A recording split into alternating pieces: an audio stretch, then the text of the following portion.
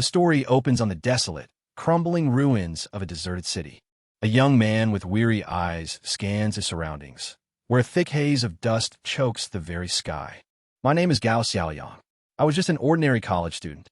My roommate unplugged my charger, so my alarm never went off. While rushing to school at 8 in the morning, I got hit by a car and was sent flying 800 meters. I looked up with a sense of defeat, but when I woke up, the whole world had changed. I'd been transported to a dangerous, apocalyptic world. Right in front of me was a scene of chaos. A group of people were struggling to fight a giant octopus, its tentacles whipping around like the hands of death itself. A blond man leaped into the air, his sword flashing as it cleanly sliced off a writhing tentacle. Everyone thought they had it in the bag, but to their surprise, a new tentacle sprouted from the stump in the blink of an eye. Someone in the group screamed in panic, "This is bad. This beast can regenerate. What are we going to do?" I watched the horrifying scene from a distance, a heavy weight settling in my chest.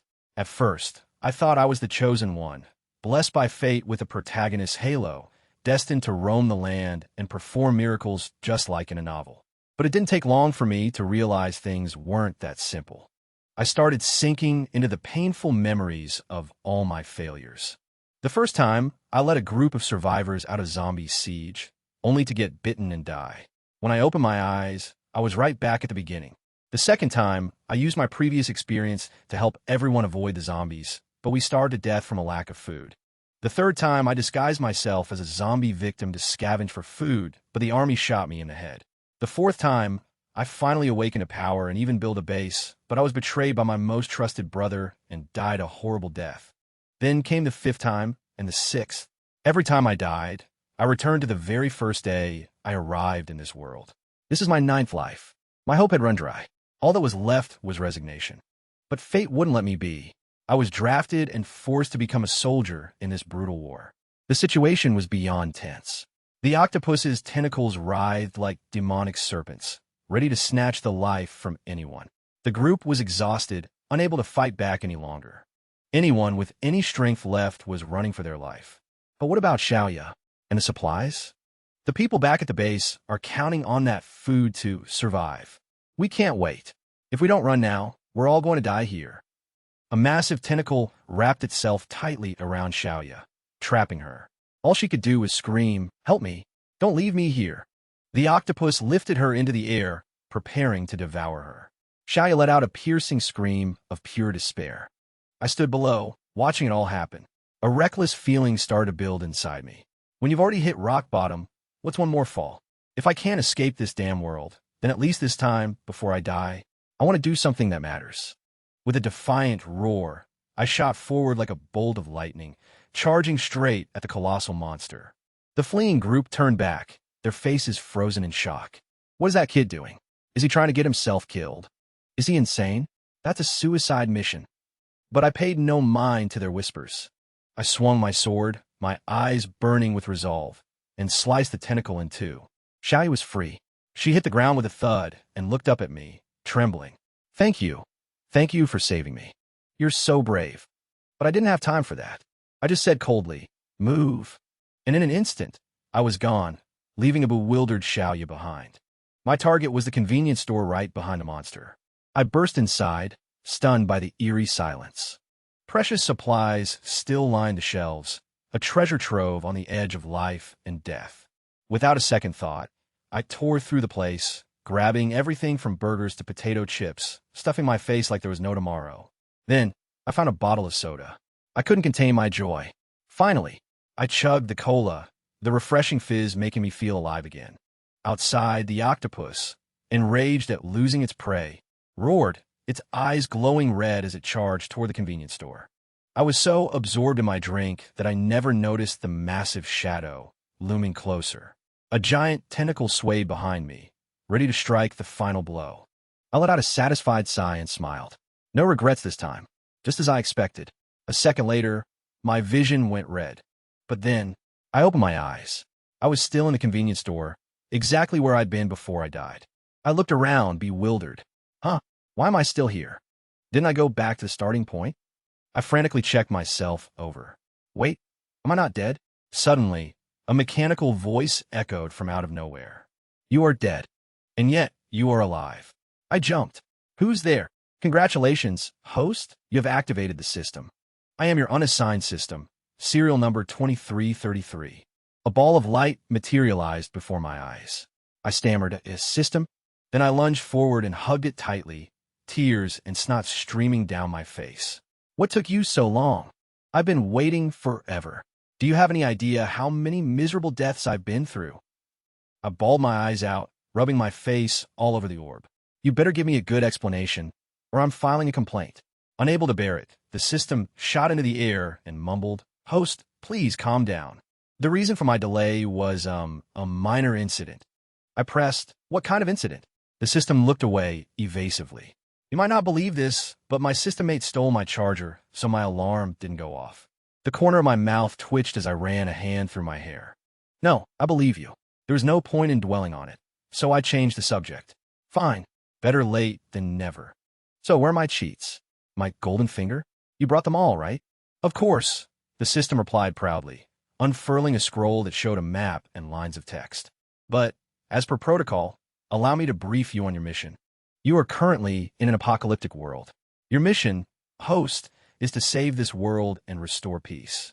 Complete this mission, and you will be resurrected in your original world. Fail, and your existence will be completely erased. After its explanation, it rolled up the scroll. You have a total of 10 attempts. You have already wasted 9 of them. This is your last chance.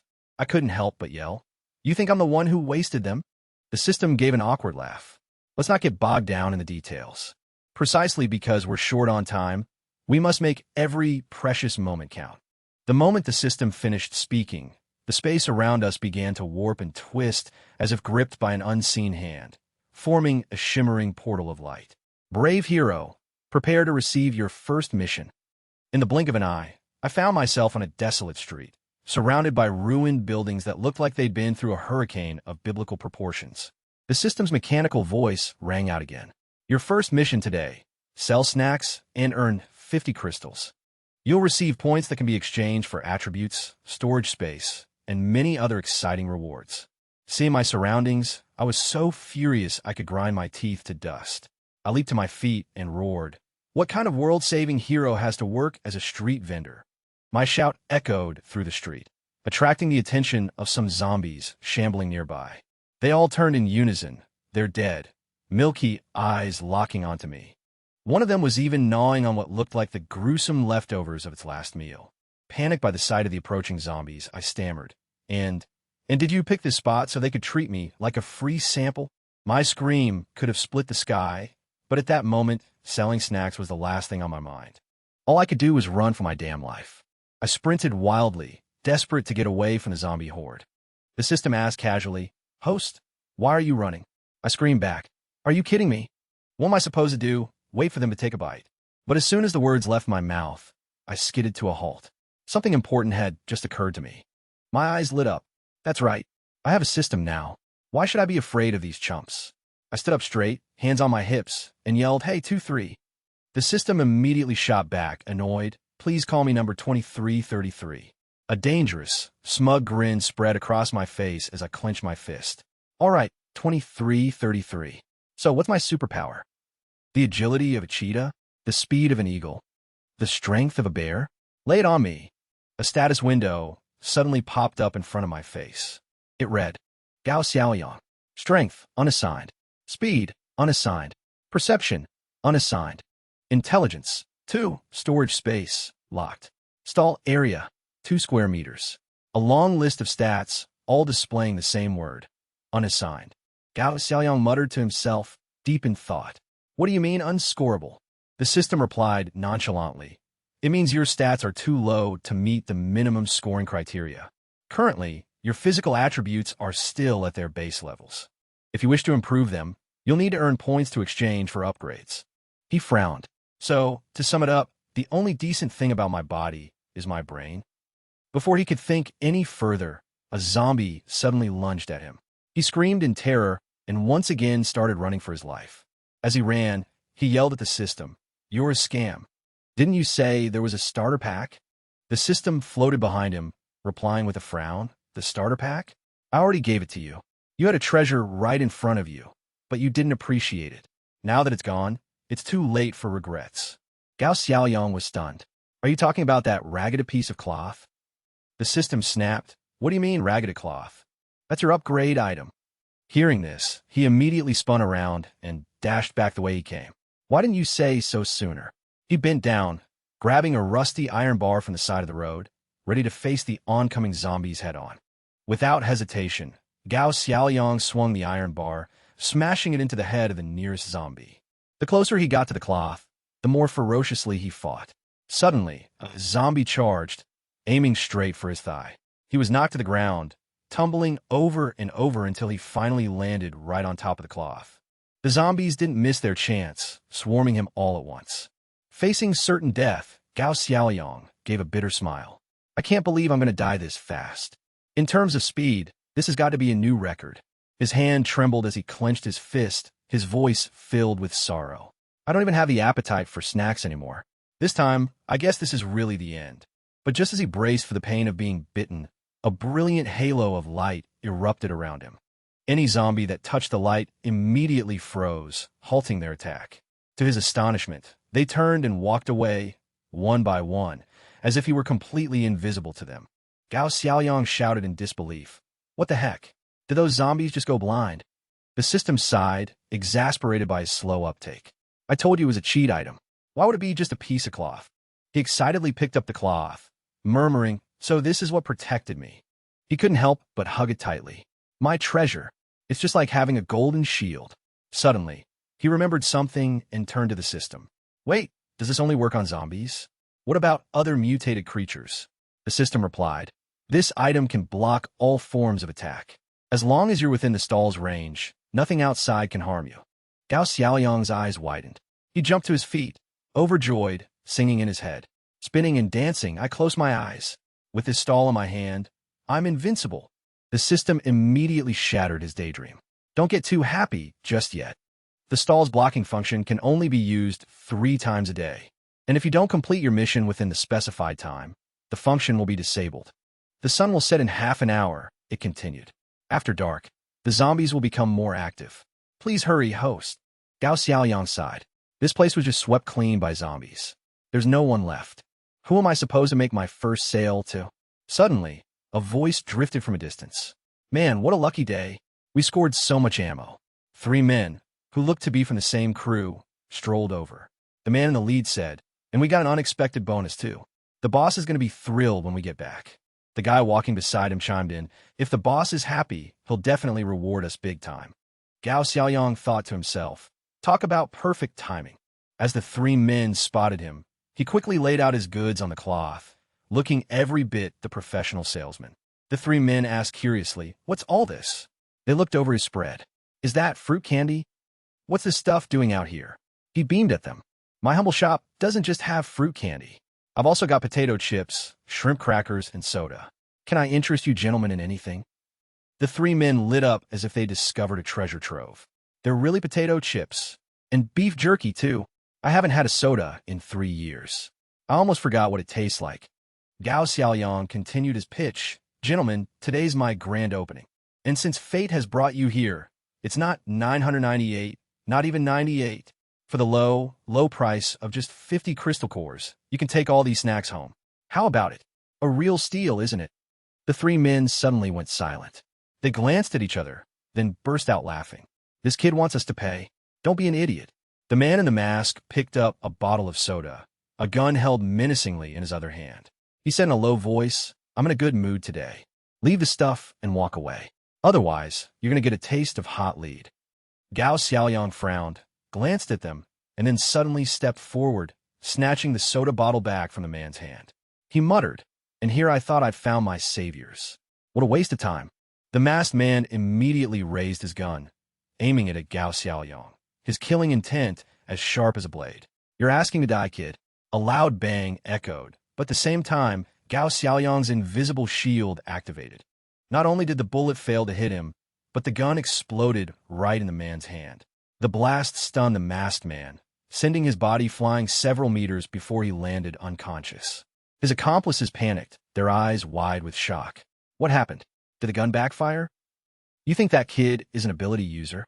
The other man shook his head, his voice trembling. No way. I've never heard of a weird-ass power like that.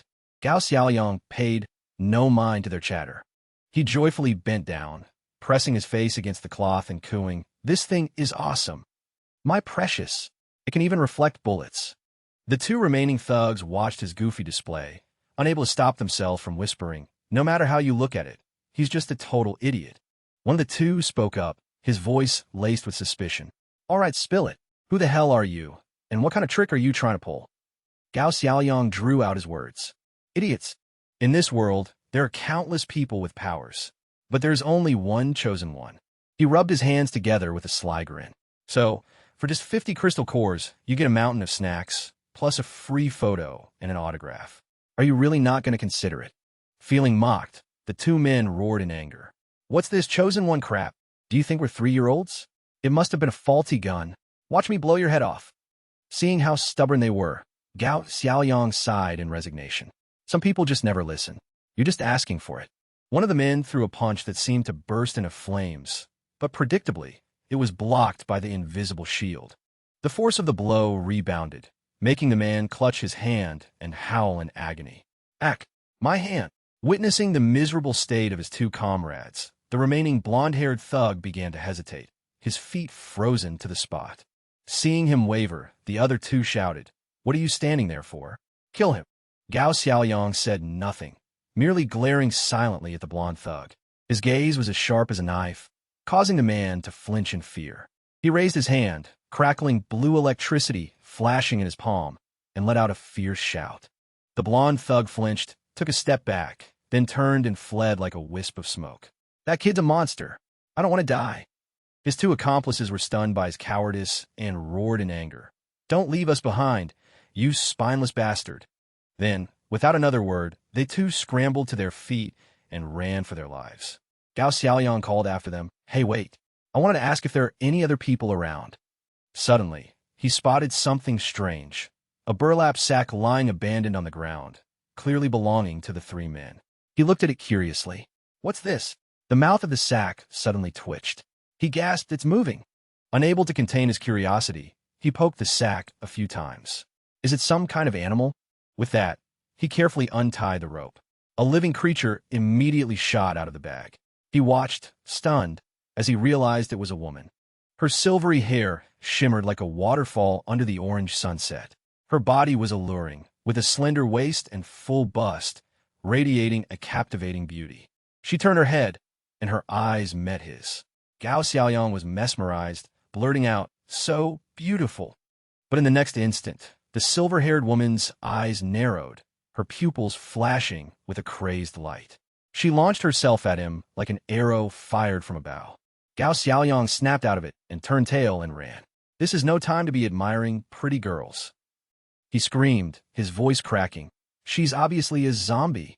Her hand slammed down where he had just been standing, unleashing a terrifying shockwave that made the ground tremble. He deftly leaned to the side, narrowly avoiding the blow. He looked up in terror at the monster. What the hell? How can a zombie be this fast? In his panic, his hand accidentally brushed against a black object on the ground. Without thinking, he hurled it at her. The silver-haired woman raised a hand to block it, and the tense chase continued. Learning from his last experience, Gao Xiaoyang ran straight for his stall. He hastily grabbed the clothiero, his precious treasureero, and quickly started packing his goods, cursing as he did. "Damn it, I've already used up all 3 charges. I should have saved one. If she catches me now, I'm toast." He was about to make a run for it, but when he looked up, the silver-haired woman had already vaulted over his head, landing softly in front of him. He yelped and fell backward, sending snacks scattering all over the ground. The silver-haired woman glared, energy gathering in her palm as she prepared to deliver the final blow. Faced with this overwhelming power, Gao Xiaoyang could only scream in desperation, "Stay away from me." Even terrified, he didn't stop scooping up the fallen snack boxes around him and throwing them at her. Unsurprisingly, this only seemed to make her angrier. He didn't give up. He grabbed another bag of snacks and, without looking, flung it forward, then squeezed his eyes shut to await his fate. But after a moment, nothing happened. He timidly peeked, one eye open, astonished to see the silver-haired woman happily chewing on a piece of dried squid. She swallowed with a gulp, a look of satisfaction on her face, as if she'd just enjoyed the most exquisite delicacy. Gao Xiaoyang was dumbfounded. This zombie likes dried squid? After finishing the jerky, she started crawling toward him, her eyes sparkling and drool trickling from her lips. She clearly wanted more. He frantically searched around on the ground. Oh crap, I'm dead meat. There's no more jerky. What now? His mind raced as he muttered to himself. I wonder if she'll eat other stuff. He fumbled for a bag of snacks, tore it open, and tossed one out. She instantly snapped it out of the air, chewing with satisfaction. He breathed a sigh of relief. Phew, that worked. Tossing out more snacks, he slowly retreated until his back hit the edge of a deep chasm. From the crevice below, an eerie red glow emanated from a river of molten lava. Without a moment's hesitation, he tossed the entire bag into the fissure. The silver-haired woman instantly leaped after it, not thinking twice. Gao Xiaoyang stood at the edge, wiping the sweat from his brow as he sighed in relief. Saved? Now that you've had your fill of snacks, you can't eat me anymore. Just as he turned to leave, he spotted something gleaming on the ground. He picked it up for a closer look. Wow, this is a high-grade dagger. Then he gasped, this is... Carved into the hilt was a golden gear emblem. He instantly recognized Itauro, the symbol of the Thunderclap Legion, the most notorious gang of marauders in this apocalyptic world. I remember hearing their leader is an evolved with incredible power. His men are all ruthless psychos who use their numbers to pillage everything in sight.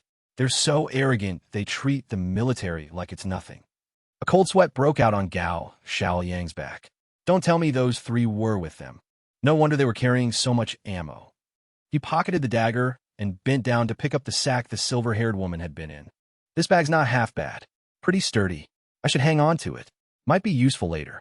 As he picked it up, the sack fell open, revealing a smaller pouch inside. Curious, he murmured, "What's this?" He opened it, and his eyes went witty-euro. The pouch was filled with shimmering crystal cores. Talk about a windfall, he cheered. Crystal cores. There are so many. At least 50 of them. He clutched the bag like a precious treasure. This is incredible. I never thought I'd finish the mission so quickly. The system suddenly piped up, pouring cold water on his excitement. You found these crystal cores. They were not obtained through a sale, and therefore do not count toward your stall's revenue. Gao Xiaoyang immediately shot back. What do you mean they don't count? Let me ask you, did that zombie woman just eat my dried squid and beef jerky? And didn't she leave these crystal cores behind? The system, caught off guard, stammered, well, she's a zombie, but Gao Xiaoyang pressed on, cutting it off. You never specified that the customer had to be human. How are we supposed to grow this business and achieve greatness with such a narrow-minded perspective? When the system remained silent, he threw himself on the ground and started to fake cry. Besides, it's already getting dark. There's no way I can find another customer. If you're going to break your promise and kill me, then just get it over with. The system, completely cornered, muttered to itself. Damn it, he found a loophole. Then it announced in a formal tone, congratulations, host. Mission complete. Reward points granted. Storage space unlocked. Stall upgraded. A magnificent, gleaming new cart materialized before him, a far cry from his original tattered setup. Every tool on it was sparkling clean and neatly organized. Gao Xiaoyang just stared, speechless for a long moment. When he finally came to his senses, he pulled up the system panel. So this is the legendary storage space. But there were only 4 items inside, and some vegetables. He turned to the system. This is all there is? I've heard other people's storage spaces have all kinds of medicine, weapons, even planes and artillery. The system replied, scornfully, we are a vending stall system, not a military armory. You're still in the tutorial area, and you're already asking for the endgame gear. Gao Xiaoyang grumbled under his breath. Then he changed the subject. So what can I exchange these reward points for? The system replied, items from the catalog or personal stat points. However, with your current point balance, your access is limited. The only items available for redemption are these. A display popped up, current points, 21. Asterisk toothbrush, 300 points. Bowl set, 450 points. Soap, 200 points. Scissors, 250 points, asterisk. Gao Xiaoyang scratched his head and sighed. Well, this is pretty pathetic. He continued glumly. The stall can block attacks, but I only get 3 uses per day. Plus, it's not like I can just hide in there 24/7. Right now, the most important thing is boosting my own self-defense. Without hesitation, he told the system, "Hey clerk, convert all my points into physique." The system cheerfully processed the order. Acknowledged host. Physique puissant. Conversion complete. Man and system waited in anticipation. But after a long wait, nothing happened. Gao Xiaoliang said with disappointment, "I don't feel any different at all." The system offered no comment, simply announcing, "New mission. Within the next 24 hours, earn 100 crystal cores and hire a staff member." Gao Xiaoliang's face twisted. 100 cores? That's insane. And what do you mean, hire a staff member? This stall is tiny enough as it is. I have to share it with someone else. Just then, a gust of wind blew a flyer right into his face. It had a picture of a waitress in a maid uniform with the words, "Welcome," printed on it. He stared at the flyer and muttered, "This is from that bubble tea shop across the street." A memory surfaced. I remember this girl.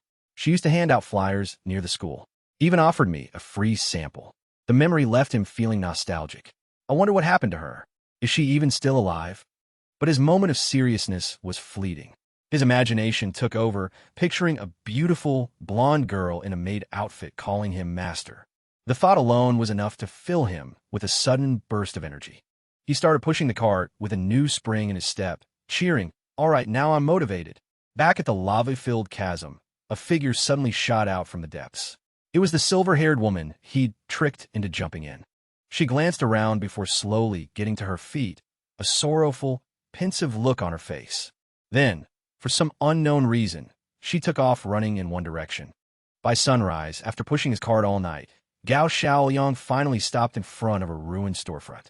He cautiously peeked inside and called out, "Hello? Anyone in there?" Hearing the noise, four zombies slowly craned their stiff necks to look in his direction. Realizing this was a bad idea, he quickly slammed the door shut. "So sorry to bother you." Without another word, he turned and bolted. "Aren't those the same damn zombies from yesterday? Why are they so persistent?" The system replied flatly, "They were here first. You're the one who's haunting them." With blood-curdling screeches, the zombies gave chase, their mouths gaping wide. One, with surprising agility, leaped into the air, lunging straight for his cart.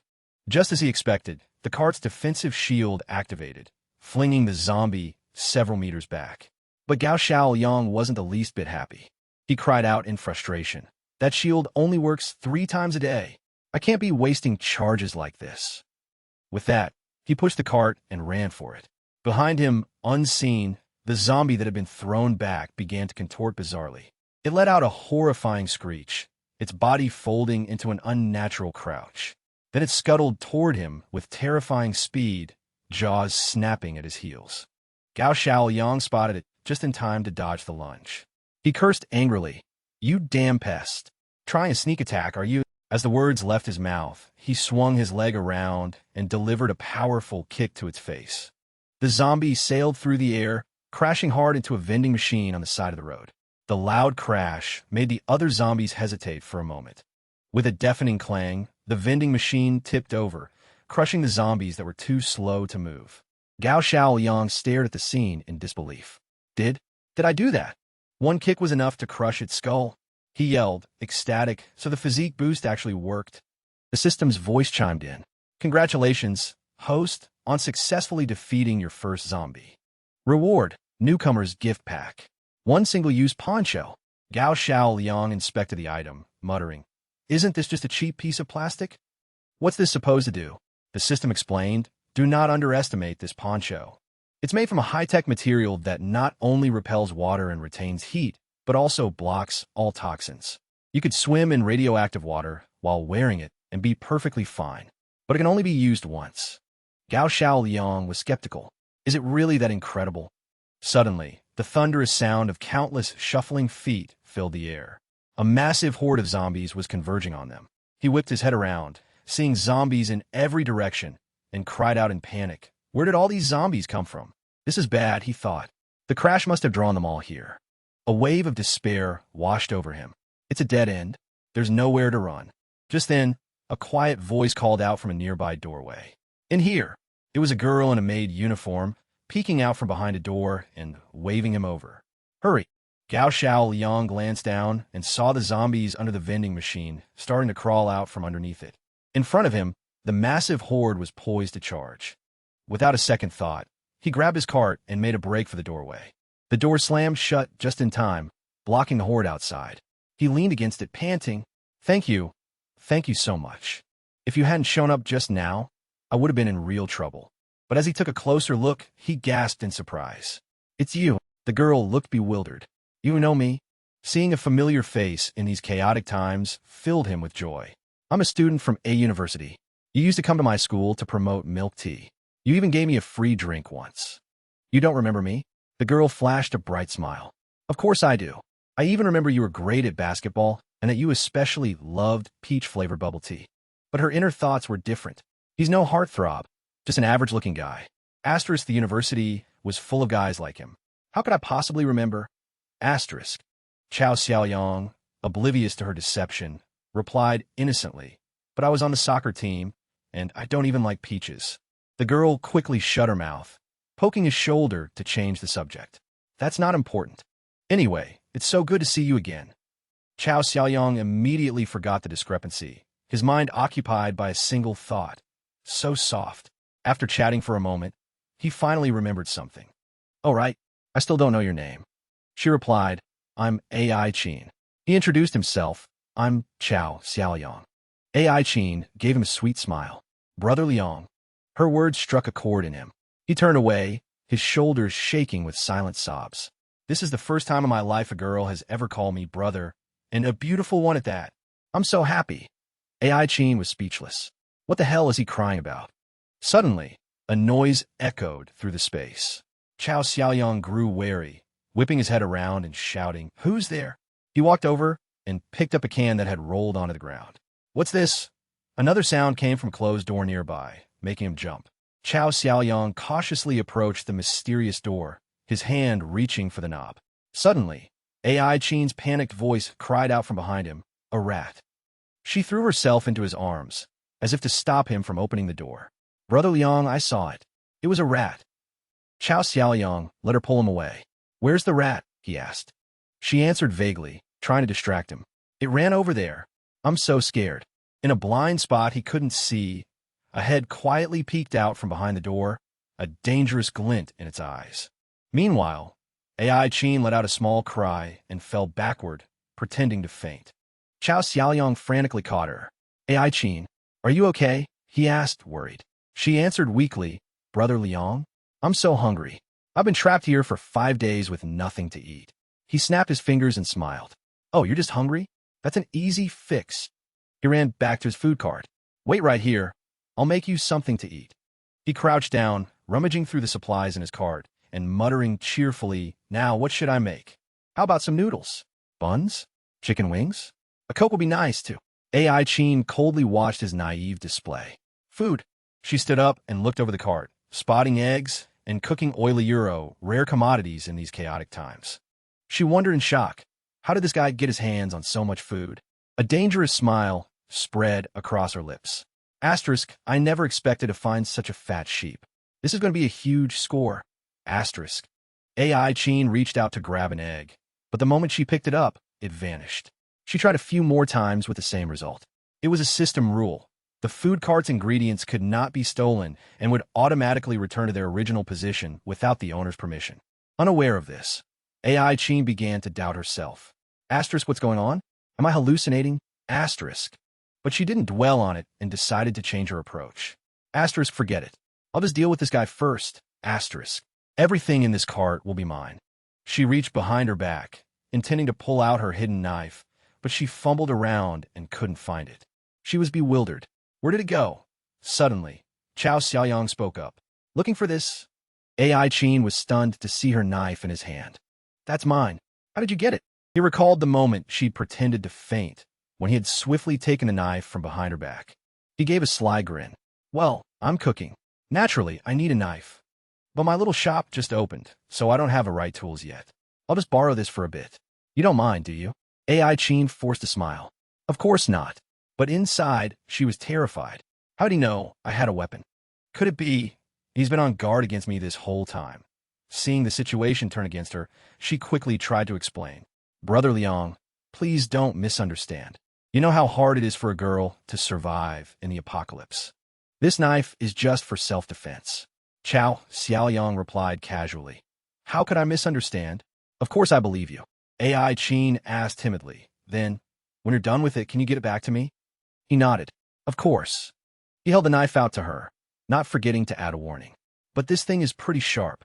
I'd advise you not to use it if you can help it. AI Chin gripped the knife, a vicious smile contrasting with her gentle voice. Is that so? The words had barely left her lips when she sprang up, all traces of her earlier weakness gone. She lunged, thrusting the knife toward him and screaming, You stupid, gullible man. You deserve to die. But before the blade could touch him, a defensive shield materialized, sending AI Chin flying. She screamed in pain. Chow Xiaoyang cleaned out his ear and sighed. I told you not to play around with it. Why didn't you listen? AI Chin collapsed to the ground, staring at him with wide eyes. You weren't awakened. Even so, she didn't back down. On the contrary, her bloodlust surged. You little brat. You tricked me. I'll fight you to the death. She shot to her feet in a cloud of dust, sparks flashing under her feet. Chow Xiaoyang remained unfazed. He calmly pulled out a defensive spray and gave a quick burst in AI Chin's direction. Caught off guard, she took the full blast. Squeezing her eyes shut, she cried out, It burns. AI Chin writhed on the ground, clutching her swollen eyes and sobbing, My eyes. Chow Xiaoyang laughed gleefully, holding up a jar of wasabi. Why didn't you just say you can't handle spicy food? I always make sure to cater to my customers' tastes. He proceeded to sprinkle more wasabi on AI Chin's face. Do you like barbecue? How about a little more wasabi? AI Chin begged in agony. Stop. Please stop. Chow Xiaoyang raised his voice, calling toward the door. Are the people in there not coming out? If you don't, your accomplice here is going to get pickled. The door remained shut, opening just a crack before suddenly swinging wide open. Two children, a boy and a girl, rushed out brandishing clubs. They shouted in unison, Let our boss go. Chow Xiaoyang was a bit surprised by the sight. The boy said fiercely, Boss, don't be afraid. We're here to save you. The little girl, though her eyes were filled with tears, bravely shouted, You big meanie. Don't you hurt our boss. With minimal effort, Chow Xiaoyang grabbed both of them. He lectured them in a stern voice, so young, and instead of studying, You've already formed a gang to harm people. The two children yelled together, Let us go. AI Chin struggled to sit up. Don't hurt them. If you got guts, come after me. Chow Xiaoyang replied coldly. You said it. He threw the two kids toward her, and all three of them tumbled to the ground. He stepped into the secret room and saw it was piled high with food and drinks. He listed them off. Not bad. Instant noodles, crackers, canned goods. He stroked his chin, smiling as he looked at the three culprits tied up in the corner. Looks like quite a few people fell for your tricks before I came along. Seeing how composed he was, AI Chin asked, I've never made a mistake this whole time. How did you figure it out? Chow Xiaoyang answered. Then I guess that just means everyone else was a complete idiot. He explained, You said you were trapped here for 5 days with nothing to eat, but there was still broth left in that can. It was obviously just opened. Furthermore, there's a fresh bloodstain on the ground over there, but you don't have a single wound on you. He concluded, Therefore, there's only one possible answer. Someone else here is either injured or dead. After his analysis, he muttered under his breath, just loud enough for himself to hear, That was a close call. I almost ended up as one of them. The boy said angrily, They deserved it. If they weren't trying to take advantage of someone else, they wouldn't have been tricked. The girl chimed in, That's right. We never trick good people. The only people we trick are bad guys like you. Labeled bad guy. Chow Xiaoyang was stunned. How am I a bad guy? AI Chin spoke up. In this chaotic world, everyone is just trying to survive. They can't blame me. Chow Xiaoyang nodded. That makes sense. But immediately after, his tone shifted, a vicious grin on his face. So, now that you've fallen into my hands, you can't blame me for whatever I want to do, right? AI Chin's face went pale. What do you want to do? Chow Xiaoyang stared at the three of them and chuckled. It's been a long time since I've had fresh meat. Looks like I'm in for a treat today. The two kids panicked, bursting into tears. He's a cannibal. No, I don't want to be eaten. Despite his ferocious expression, Chow Xiaoyang was inwardly delighted. How dare these two brats call me a bad guy? Are you scared now? AI Chin shielded the two children. If you're going to eat someone, she begged, eat me. They're just kids. Please let them go. The little girl cried, No, don't eat our boss. The boy said defiantly, Adult meat doesn't taste good. I'm a kid, so my meat is tender. Eat me instead. Chao Xiaoyang had only meant to scare them and never expected things to turn out like this. What is this? He thought. Asterisk, these three scammers are actually this close with each other. It's making me look like the real villain here. Asterisk, suddenly, the little girl began to cough violently. The boy cried out in alarm. Sis. AI Chin said, Xiao Ling is hurt. If she's tied up, she won't be able to breathe. Chao Xiaoyang considered himself a sharp guy, not easily fooled. Trying to trick me into loosening the ropes so you can stab me, right? Xiao Ling couldn't stop coughing. Seeing this, he wavered for a moment, but his words remained harsh. This kid's a better actress than she is. The boy screamed. We're not lying to you. What AI Chin said is true, I swear. She's going to die. Seeing their desperation, he didn't untie them right away. Instead, he whispered, System, run a scan. A beam of light from the system enveloped the little girl. A moment later, it reported, the child has a severe internal infection that has turned septic. Without immediate treatment, she will only live for another 3 days. As they spoke, Xiao Ling suddenly coughed up a mouthful of blood. Startled, Gao Xiaoyang quickly used his knife to cut the ropes. The ropes slowly loosened, and the little girl slumped forward. AI Chin and the boy cried out in unison. Xiao Ling. Sis. After removing her outer shirt, he found a bloodstain spreading across the gauze on her chest. Seeing it, Gao Xiaoyang cursed, it's a gunshot wound. What kind of monster would do this to a child? AI Chin answered, her voice filled with hatred, the Jinglei Legion. She lowered her eyes, her voice laced with sadness as she began her story. Their mother was a regular at my shop. When the world fell into chaos, her family was buying milk tea inside. I've seen a lot of apocalypse movies, so when I saw people on the street attacking each other, I knew something was wrong and locked the doors immediately. Soon after, the news announced the zombie virus outbreak and warned everyone to stay inside. So the customers stayed. At first, everyone stuck together, encouraging each other to wait for rescue. But as time went on and food ran out, people's true colors began to show. One man didn't hesitate to snatch a loaf of bread right from the hands of the children's mother. The helpless mother said, Sir, what are you? You already took your share. That's ours. He scoffed. A kid that small gets the same share as an adult? One portion for the three of you is more than enough. The mother tried to explain, my daughter is sick. She can't go without food. Please, sir, get it back to me. The man glanced down at the little girl, his voice cold. Look at her. She won't last 2 days anyway. Feeding her is just a waste. Better to give it to someone who can use it. The little boy lunged forward, biting down hard on the man's hand. You jerk. That's my sister's. Enraged, the man yanked the boy into the air. You little brat. You dare bite me? I'll beat you to death. Saves on food, anyway. The mother rushed forward in a panic. Xiao Luo. AI Chin couldn't stand it anymore. She stepped forward and deftly swept the man's leg out from under him. Caught off guard, he crashed to the ground. AI Chin caught Xiao Luo and scolded the man. Food is limited. What gives you the right to steal from others? The man scrambled up, cursing. You call this food? Who can survive on a tiny piece of bread like this? Are you trying to starve us all to death? AI Chin was speechless at his logic. That's ridiculous. I don't owe you a thing. If you want food, there's plenty outside. Go find it yourself.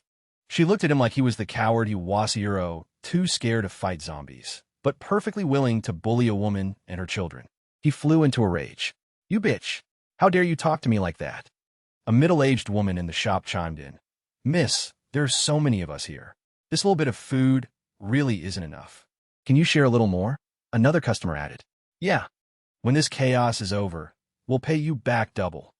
AI Chin explained, this is a milk tea shop, not a supermarket. This is all the food we have. I've already brought everything out. A young woman pointed at a room. Are you sure you brought everything out? Then why is that door locked so tight? What's in there? AI Chin answered calmly. That's my changing room. There's nothing in there. The woman persisted. I don't believe you. Not unless you open it and let us see. AI Chin frowned. Why should I? But she was one person against a hungry mob. People started shouting, she won't prove it. There must be food in there. Letting everyone else starve while you eat alone. How can you be so selfish? Xiao Luo and Xiao Ling's mother stepped forward to intervene. Everyone, please don't be like this. If it weren't for Ms. AI's kindness in taking us in, we wouldn't have survived this long. You can't be so heartless. But when hunger clouds judgment, such words are useless. Someone yelled, if she hadn't meddled, I'd have been home long ago. Another added, that's right. If we'd left earlier, we might have met the rescue teams and been evacuated to a safe zone with the army. AI Chin sneered. A bunch of ungrateful parasites. If you want to leave, it's not too late to go now. The aggressive man roared. You bitch, you think you're hot stuff, don't you? The crowd surged forward, grabbing AI Chin. He shouted, forget her. Break down the door. Without waiting, the man charged the door to break it down. You better hope I don't find any food in there. If I do, you'll see what I do to you. After a few hard slams, the door burst open. Inside were only racks of women's dresses. The man stood there, stunned. It's just clothes. He stepped inside, looking around and muttering. Isn't this a milk tea shop? Why are there so many dresses? The middle-aged woman spoke with venom in her voice. I knew she wasn't a decent woman from the start. The young woman chimed in. A good girl wouldn't dress like that. She's obviously trying to seduce someone. AI Chin exploded with anger. Don't you dare go too far. Suddenly, a deafening crash echoed from outside. An SUV smashed through the front glass, plowing straight into the shop. On the front of the vehicle was an emblem of a gear and a lightning bolt. A man stepped out, grinning. Well, look what we have here. Everyone in the shop was instantly on guard. Who are you? The man's savage appearance made it obvious he was here to rob them. And sure enough, he declared, we are the Jinglei Legion. Anyone who doesn't want to die, hand over your food. The man who had been screaming at AI Chin was now trembling, begging for his life. Don't hurt me. I was just passing by. All the supplies are with that woman, he said, pointing at AI Chin. She's the owner here. The members of the Jinglei Legion broke into sinister smiles. Well, women, and more than one. It's been a long time since I've seen a woman this beautiful. Looks like we're eating well tonight, boys. AI Chin only had time to scream. Run. She grabbed the two children's hands and turned to flee.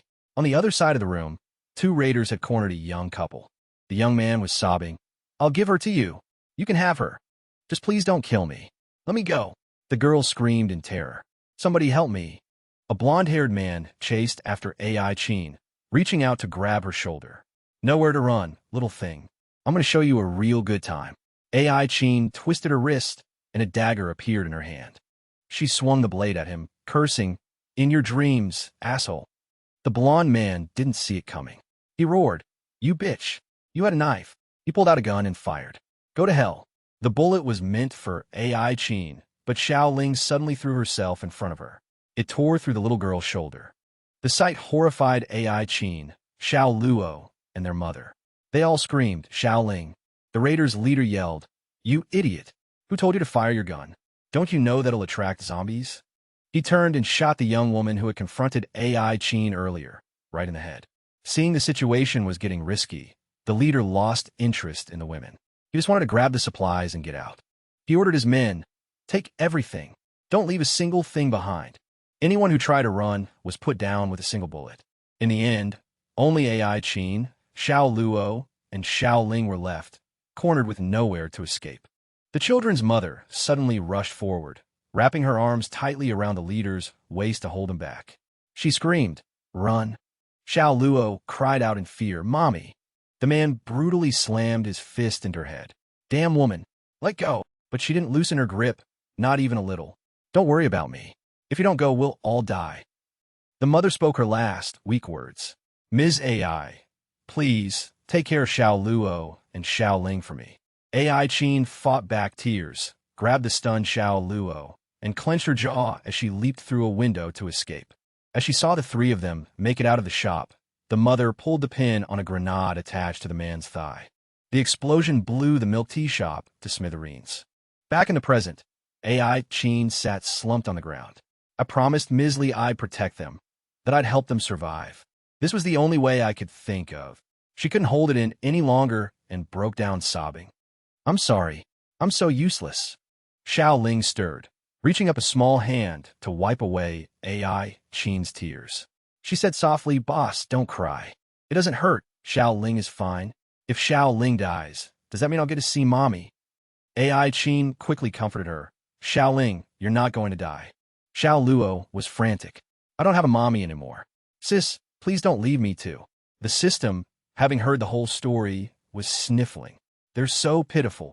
Gao Xiaoyang glanced at it. "Pitiful now, maybe, but they weren't showing me any mercy a minute ago." In this chaotic world, he thought, lugging 2 kids around isn't just a burden, it's a magnet for trouble. It's a death sentence, asterisk.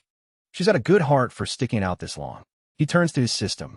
"Hey, waiter, don't you have medicine in that dimension of yours? Anything that can cure this kid?"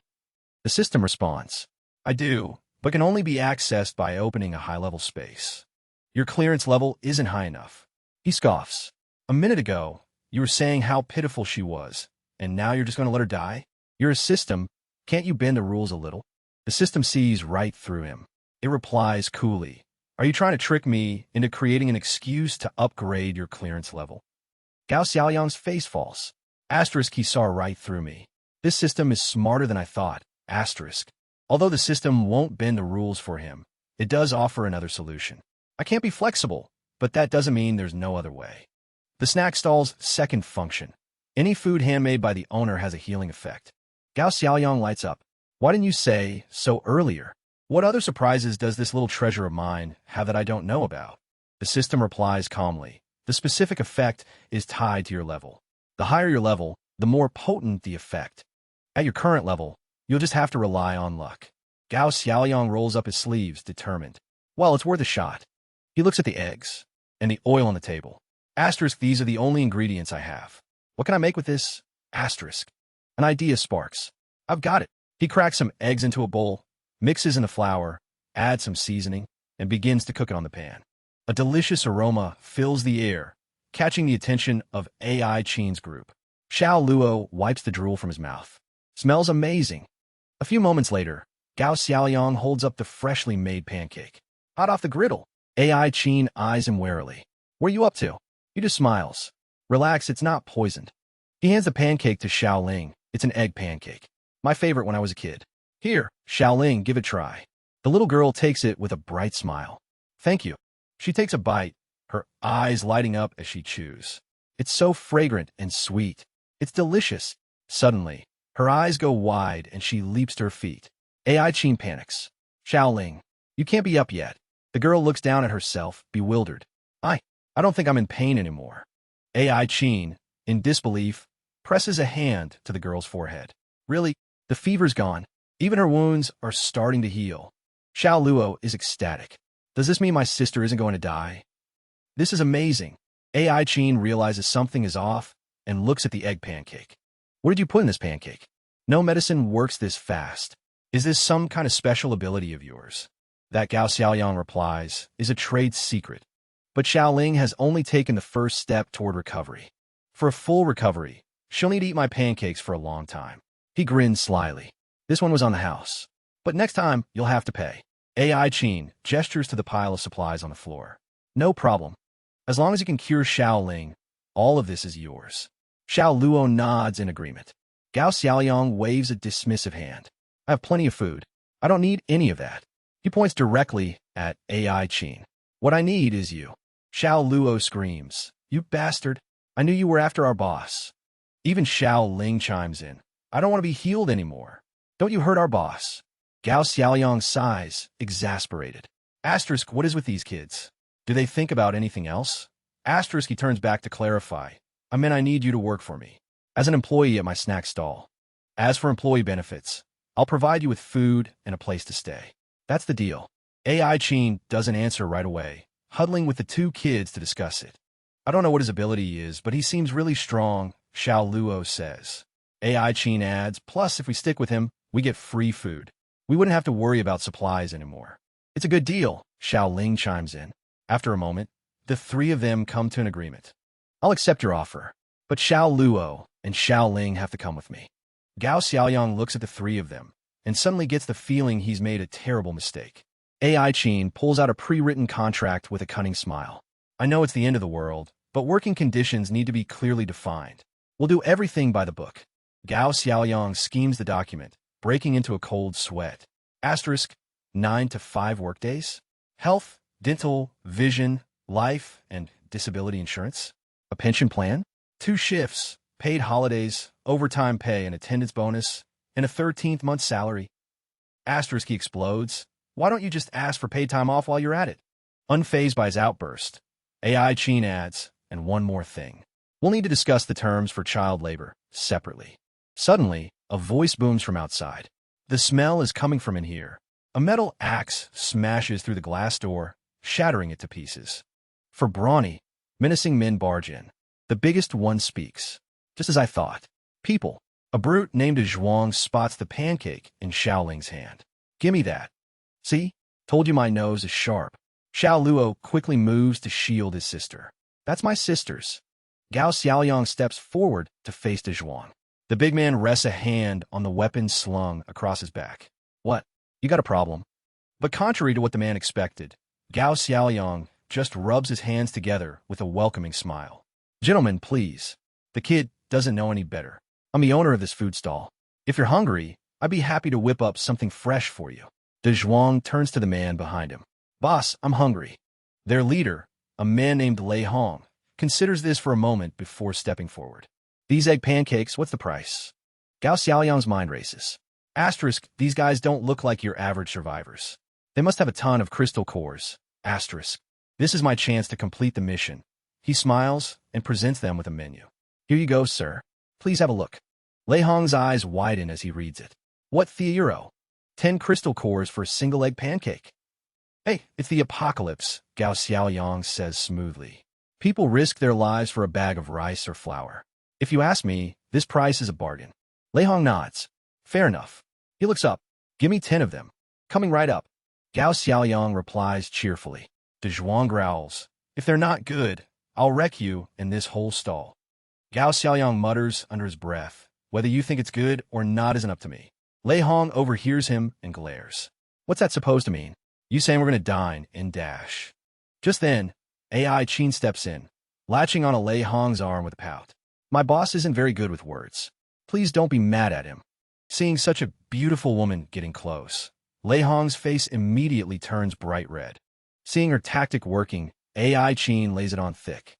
Wow, your chest muscles are huge. You must be amazing at fighting zombies. Completely flustered, Lei Hong stammers, WL, of course I am. His 3 lackeys watch and snicker.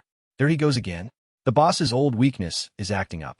He turns into a stuttering idiot whenever a pretty girl is around. AI Chin starts to lead Lei Hong away. It's going to take a little while to make that many pancakes. Why don't you all come inside and wait? No need to rush. Lei Hong responds stiffly, almost like a robot. Okay. As she walks past Gao Xiaoyang, she gives him a quick wink.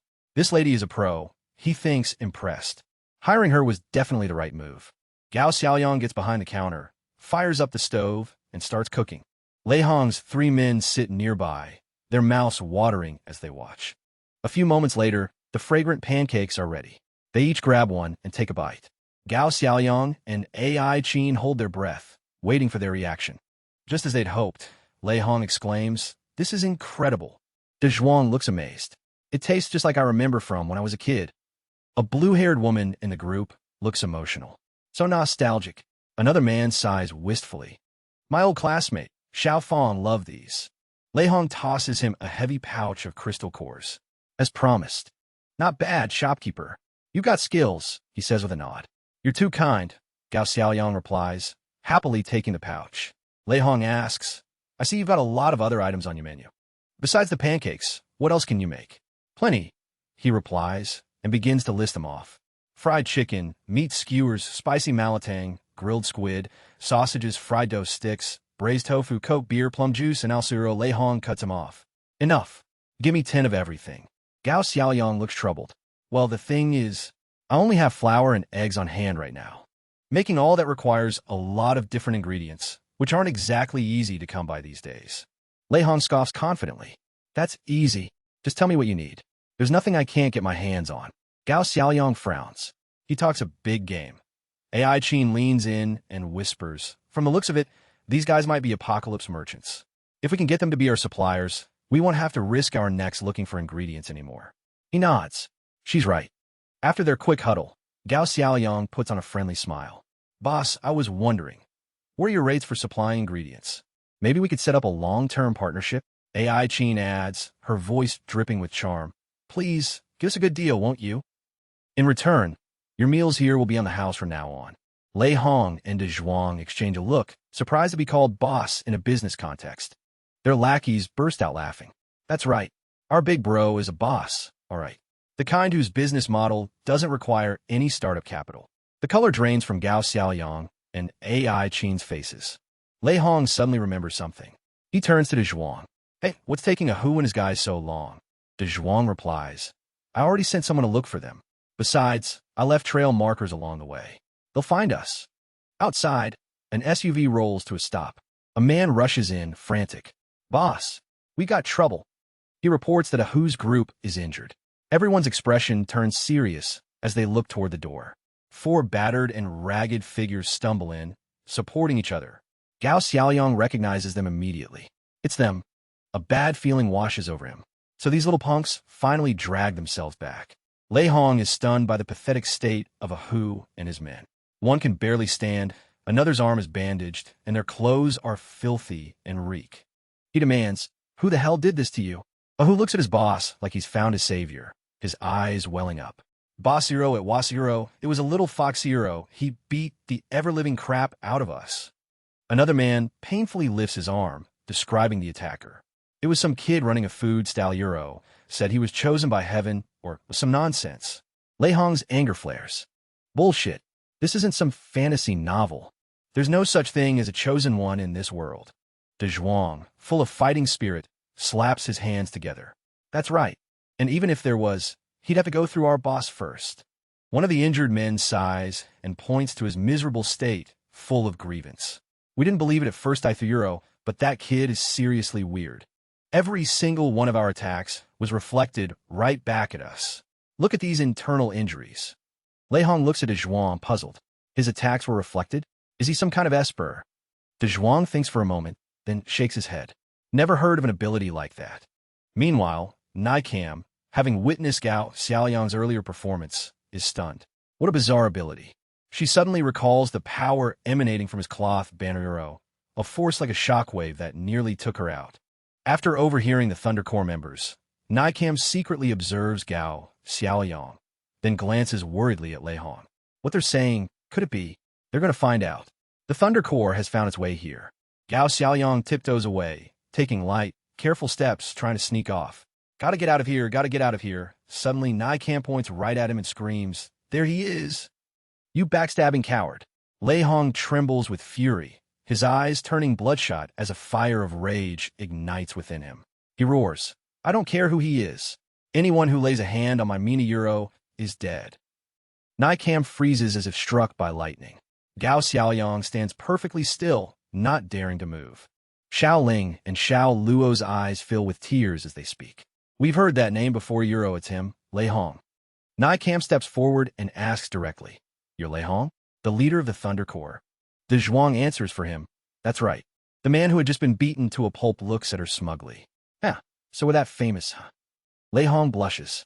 Seeing a beautiful woman makes him forget his main objective. He laughs heartily. Well, for you, pretty lady, if you ever have any trouble, just come find me, Euro. Before he can finish, Xiao Ling and Xiao Luo charge forward, their fists raised to strike him. Xiao Ling shouts, You're the leader of those people. Xiao Luo continues, You bastard. Your men were the ones who hurt my sister and my mom. Lei Hong grabs one in each hand and lifts them into the air. He ignores their struggling, asking in surprise, What are you kids freaking out about? Who killed your mom? De Zhuang and the blonde-haired thug are also confused. De Zhuang scratches his head. This has to be a misunderstanding. We may be bandits, but we've never harmed women or children. The blonde thug nods. That's right.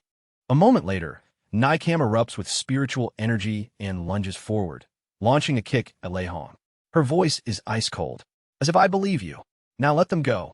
Lei Hong leans to the side, dodging and tossing Xiao Ling and Xiao Luo aside. The two children land safely, but Xiao Luo nearly gets crushed when Xiao Ling lands on top of him. Lei Hong and Nicam engage in a fierce battle. A series of her kicks slice through the air, but Lei Hong just nimbly dodges and weaves. Nicam grows more furious, unleashing her full spiritual energy with every attack. The henchmen watch from the sidelines, cheering enthusiastically. The blonde thug nods in approval. This woman's really got skills. De Zhuang laughs. Now, this is a good show, but I'm worried. The boss has that little problem of his. He's too shy to hit a woman. What should we do? The whole gang starts shouting, "Go, boss, go." Lei Hong's face turns beet red. He mutters to himself, "This little problem, it's called being a chicken. That's what it is." He only parries Nicam's kicks, then glares at his gossiping men. "You brats, are you just going to stand there and watch the show? Get over here and help." The green-haired girl says cheerfully, "Boss, this is a psychological issue. You need to overcome it yourself." Lei Hong and Nicam continue their cat-and-mouse game of dodging and weaving, draining their spiritual power. The noise of the battle attracts a mysterious creature peering through a hole in the roof. Its massive tentacles cover the opening, and a viscous slime drips onto the floor. Gao Xiaoyang watches with delight. Enemies clashing. What a familiar sight. But then he startles. Oh, crap. He counts on his fingers. 2. I've only got 1 use left for today. Panicked, he rushes to his cart, intending to sneakily push it away and escape to the safe zone. Who spots him and yells to the bald man. It's him. He's the so-called chosen one. Lei Hong turns in the direction his men are pointing. You. He grabs Nicam's leg and mercilessly throws her aside. She crashes to the ground with a cry of pain. The Zhuang steps forward and grabs both of her hands. She struggles, but he holds her fast. He sighs wearily. Just behave yourself. Today's your lucky day. Lei Hong blocks Gao Xiaoyang's path, cracking his knuckles. His voice is laced with venom. You beat up my brothers, and you stole my crystal cores. It's been a long time since anyone dared to screw with me like this. Prepare to die. Gao Xiaoyang plays dumb, resting his chin on his hand with a smile. Big brother, this is all just a misunderstanding. His confident smile makes a Hu and the bald man jump in frustration. Boss, don't listen to him. This kid is an expert at playing the fool, a wolf in sheep's clothing.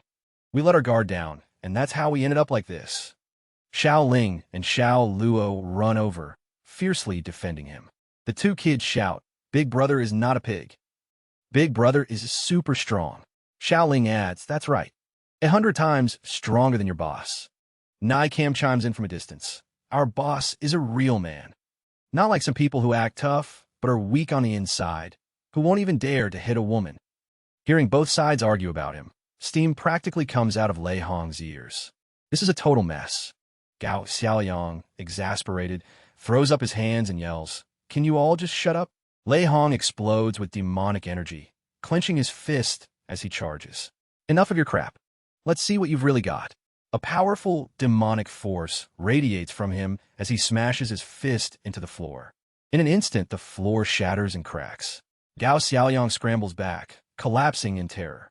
From the fissures, demonic energy billows up, igniting blazing hot flames that scorch the entire... Lei Hong, true to his name, is surrounded by an oppressive aura of fire and lightning. In the black smoke, his towering figure casts a massive shadow. His every breath sounds like a roaring fire, causing the flames before him to burn even higher. No one dares to get close, not even his own men. After a moment, as Lei Hong's anger subsides, the flames slowly die down. Nicam is speechless, unable to move. She finally stammers, the concrete floor, he shattered it with a single punch. Xiao Ling and Xiao Luo huddle together in fear. Is he a monster? De Zhuang laughs smugly.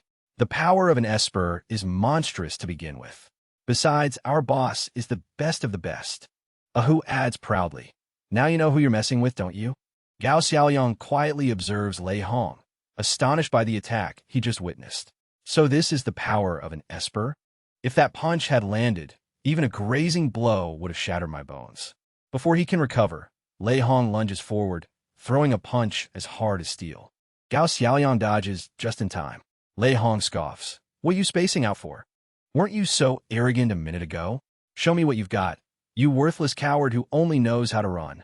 Furious, he channels his spiritual energy, intending to end it with one punch. Now who's the real woman here? Lei Hong unleashes a barrage of punches at Gao Xiaoyang. Helpless, he uses both arms to block the flaming fists. The terrifying force makes him tremble, and shockwaves echo with every impact. Gao Xiaoyang coughs up blood.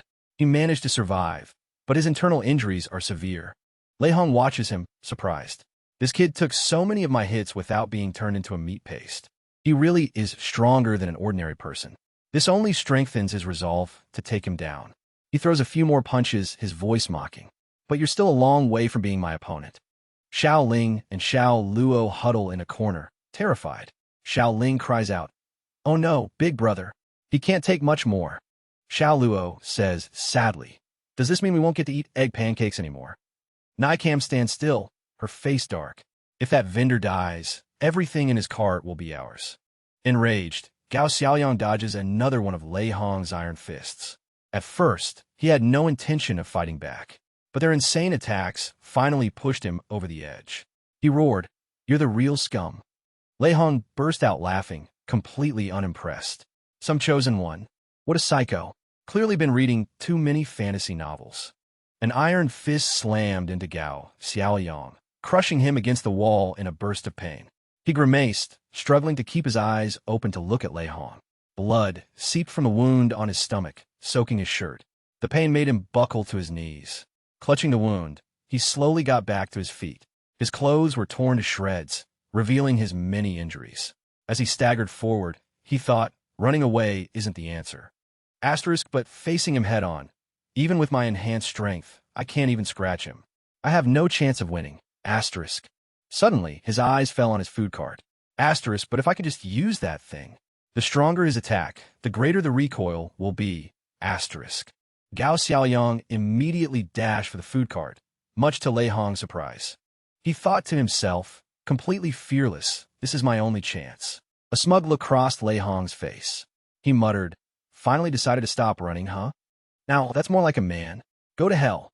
He unleashed a flurry of punches, but he never expected that Gao Xiaoyang had no intention of fighting back.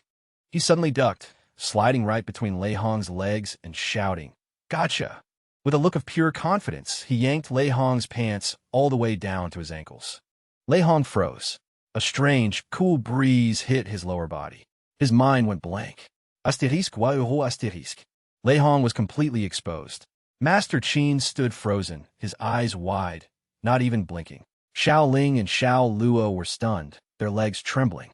Lei Hong's underlings witnessed their boss's public humiliation. Ahu and Zhuang turned away, trying to stifle their laughter, while the blonde guy and the green-haired girl burst out laughing.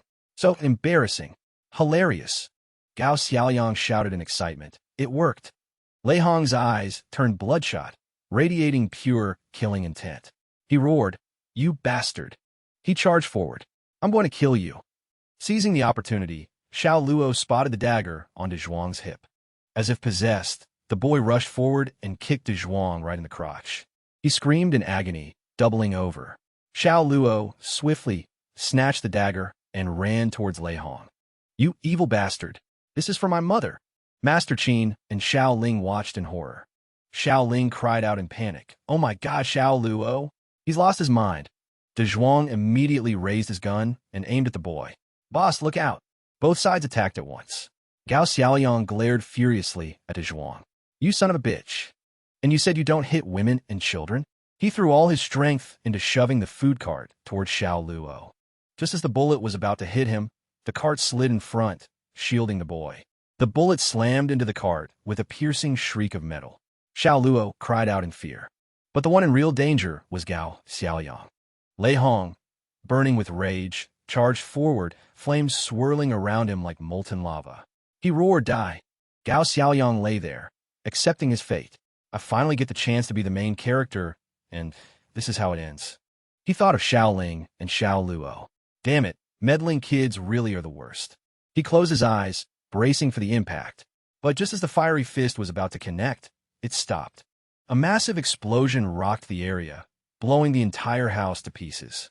From within the black smoke, By Fay emerged. She strode forward, her cold, murderous gaze sweeping over everyone. Without a word, she shot past Ahu and Zhuang. Her first target was Lei Hong. By Fei launched a kick straight at his face. Lei Hong was both shocked and terrified as her pale, slender leg closed in. Her eyes promised death arrow, a clear warning for daring to attack Gao Xiaoyang. Lei Hong glanced down at her heaving chest and muttered, "Well, look at that, boys." His head spun, a mixture of blushing embarrassment and sheer fury. A woman. Gao Xiaoyang recognized her. It's her, he was shocked. By Fay. Channeling her power, she kicked Lei Hong, sending him flying. A torrent of energy slammed into him, making him scream in agony. By Fei's single blow sent Lei Hong crashing through a wall. The entire room exploded. Black smoke billowed out as a massive explosion shook the earth. By Fei stood tall, her gaze fixed on the fiery wreckage where Lei Hong had landed. His underlings realized the situation had just gone south. The green-haired girl exclaimed to her comrades, "Where the hell did she come from?" The guy next to her was stunned. "The boss got taken out? How is that possible?" The blonde one recognized By Fei, pointing at her. "Wait, isn't that the one we captured? She's a zombie." They immediately fell into a battle formation. 2 heavy cannons were quickly loaded and aimed at By Fei. With a deafening roar of gunfire, the blonde guy ordered, "All right, boys, get ready to fight. Be careful. Don't let her bite you." 100 bullets rained down on By Fei in a crazed storm. But with her incredible agility, she gracefully weaved through the bullets, dodging every single one without a scratch. The blonde guy started to panic, lowering his weapon in disbelief. "She's so damn fast. This is no ordinary zombie. She's a mutated type." By Fei leaped onto the roof of Gao Xiaoyang's food cart. De Zhuang immediately charged, swinging his sharp broadsword through the air, ready for a showdown. Gao Xiaoyang watched this scene, his heart aching, not for By Fei, but for the fate of his cart. He yelled, "Fight all you want, but don't you dare damage my stall." He threw all his might into pushing the cart out of the way. Thanks to his actions, By Fei easily dodged a Zhuang slash. Another goon took advantage of the chaos, secretly grabbing a sniper rifle and taking aim at By Fei. He roared, "Everyone get clear. This monster is about to eat one of my bullets." Gao Xiaoyang ran from the distance, desperately trying to stop him. "Don't!" The gunshot rang out, feeling like it tore through his heart. The bullet flew towards By Fei, who was sitting casually on the cart's roof. She glanced at the bullet, as if it were a mere toy. Suddenly, she leaped up, dodging its path. For a second, it looked like the bullet would hit Gao Xiaoyang's cart and blow it to smithereens. But By Fei, showing a shred of conscience, grabbed the cart's handle and gently pulled it back just as the bullet whizzed by, saving it from the blast. Gao Xiaoyang nearly fainted from relief, giving her a happy thumbs up. "Nice one." The bullet slammed into the wall, exploding violently. Lei Hong slowly sat up from the rubble, his body aching. He cursed, "Damn it, who dares sneak attack Moreau?" Before he could finish, a piece of wood flew out of nowhere and smacked him right on the head. Lei Hong collapsed in pain. Asterisk, I'm in pain. I'm down. And scene, asterisk. The green-haired girl and the masked man called out in a panic, "Boss!" Lei Hong, a huge lump on his forehead, was on the verge of tears as he glared at the blonde sniper. "Where the hell were you aiming?" The sniper looked away awkwardly, scratching his head and playing dumb. My hand slipped. She's just really tricky, you know." Lei Hong leaped back to his feet, regaining his composure, and ordered an all-out assault. "Damn it, light him up." The bald goon quickly reloaded and fired a burst at Gao Xiaoyang. "You're the chosen one, right? Let's see how you look full of holes." Lei Hong's men all opened fire at once, unleashing a storm of hundreds of bullets. By Fei reluctantly took cover, while Master Qin, Gao Xiaoyang, Xiao Luo, and Xiao Ling were scared out of their wits. The 4 of them huddled together, running for their lives amidst the chaos. Even under the dense rain of bullets, Gao Xiaoyang hadn't forgotten his beloved cart, determined to drag it with him no matter what. He called out casually, "Is my cart okay?" Master Qin, still running for his life without a glance back, snapped, "Is this really the time to be worried about that junk heap?" The group was in a desperate situation with no clear way out. Gao Xiaoyang retorted indignantly, "Of course it is. We run while that zombie keeps them busy. You want to stick around and get shot?" Xiao Luo, though trembling with fear, still cursed loudly at the bandits. "I hope that zombie eats every last one of you scum." By Fei suddenly turned her head, watching Gao Xiaoyang's group scatter and flee. Annoyed, she puffed out her cheeks in anger. They're pretty fast runners. Suddenly, she grabbed a steel bar from the ground, turning it into a deadly weapon. She decisively deflected every incoming bullet. Then, with extraordinary power, By Fei hurled the steel bar into the air. Propelled by her incredible strength, the bar spun like a giant pinwheel, tearing through the bullet storm and hurtling straight toward the enemy. The lead goon was struck by the bar, The impact so painful he dropped his gun. One by one, their guns were sent flying into the air, their aim thrown off, causing the rain of bullets to spray chaotically everywhere. Gao Xiaoyang, Master Qin, Xiao Luo, and Xiao Ling could only huddle together behind the food cart, letting out a sigh of relief. We're alive. De Zhuang and the rest of the gang turned and fled without daring to look back. At this rate, we're going to get our asses shot to pieces, one of the guys yelled frantically. Someone stop this damn gun. Getting killed by your own teammate. What crappy way to go. It's not strong enemies you have to fear, it's idiot teammates. After a furious barrage, the gun finally clattered to the floor, silent. As the gun smoke slowly cleared, the disheveled group cautiously peeked out to assess the situation.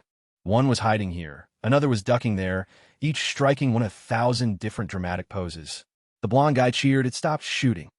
The blue-haired girl looked around, surprised. Where'd she go? The biggest question on their minds was, where did that female zombie go?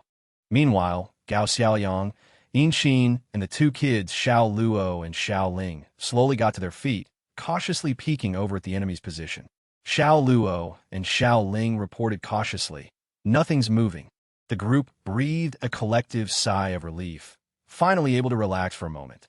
Gao Xiaoyang turned to the others, his voice urgent. This is our chance. Run. But he never expected By Fay to suddenly appear right in front of them. Her hair drifted in the wind as she hovered like a ghost. Swinging down from the truck's canopy, she playfully threw a punch at Gao Xiaoyang, just trying to startle him. But the other four just stared, dumbfounded, thinking she was about to devour them. Moments later, the entire group was sprinting for their lives. Xiao Ling and Xiao Luo were crying and pleading. Kids don't taste good. Yin Xin reflexively grabbed the children's hands, not even sure if they were being chased, but screaming anyway. Don't bite me. Gao Xiaoyang sprinted ahead, glancing back in a panic at the other three. When did she start chasing us?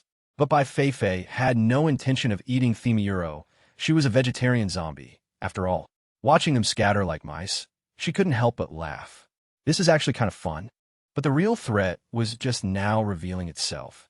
A monster stealthily watched their every move from above, its tentacles gripping the ceiling as it slowly scuttled forward, its gaze fixed on the fleeing Gao Xiaoyang. Suddenly, By Fay heard a strange noise from the ceiling.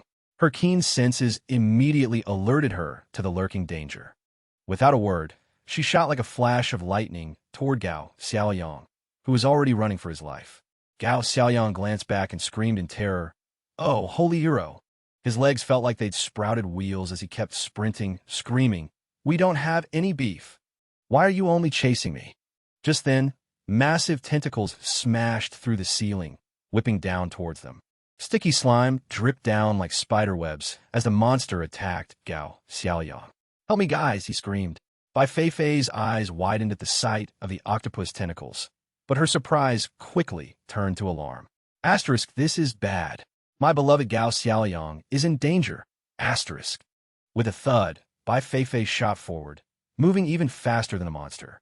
Heedless of the danger, she threw herself in the monster's path just as a tentacle was about to strike. The fearless monster simply flung out several more massive tentacles, wrapping them tightly around By Fay and hoisting her into the air. She writhed in agony, but it was no use. Gao Xiaoyang rushed to help, but couldn't free her from the monster's grip. In a moment of desperation, By Fay reached out to him, her eyes pleading. Gao Xiaoyang's heart stopped. He could only stand there, frozen in fear, wondering what would happen next. This damn giant octopus is such a pain. After toying with her long enough, it casually retracted its tentacles, cruelly letting By Fay plummet to the cold floor below. Slime from its tentacles oozed through the hole in the ceiling, dripping all over the floor and filling the air with a putrid stench.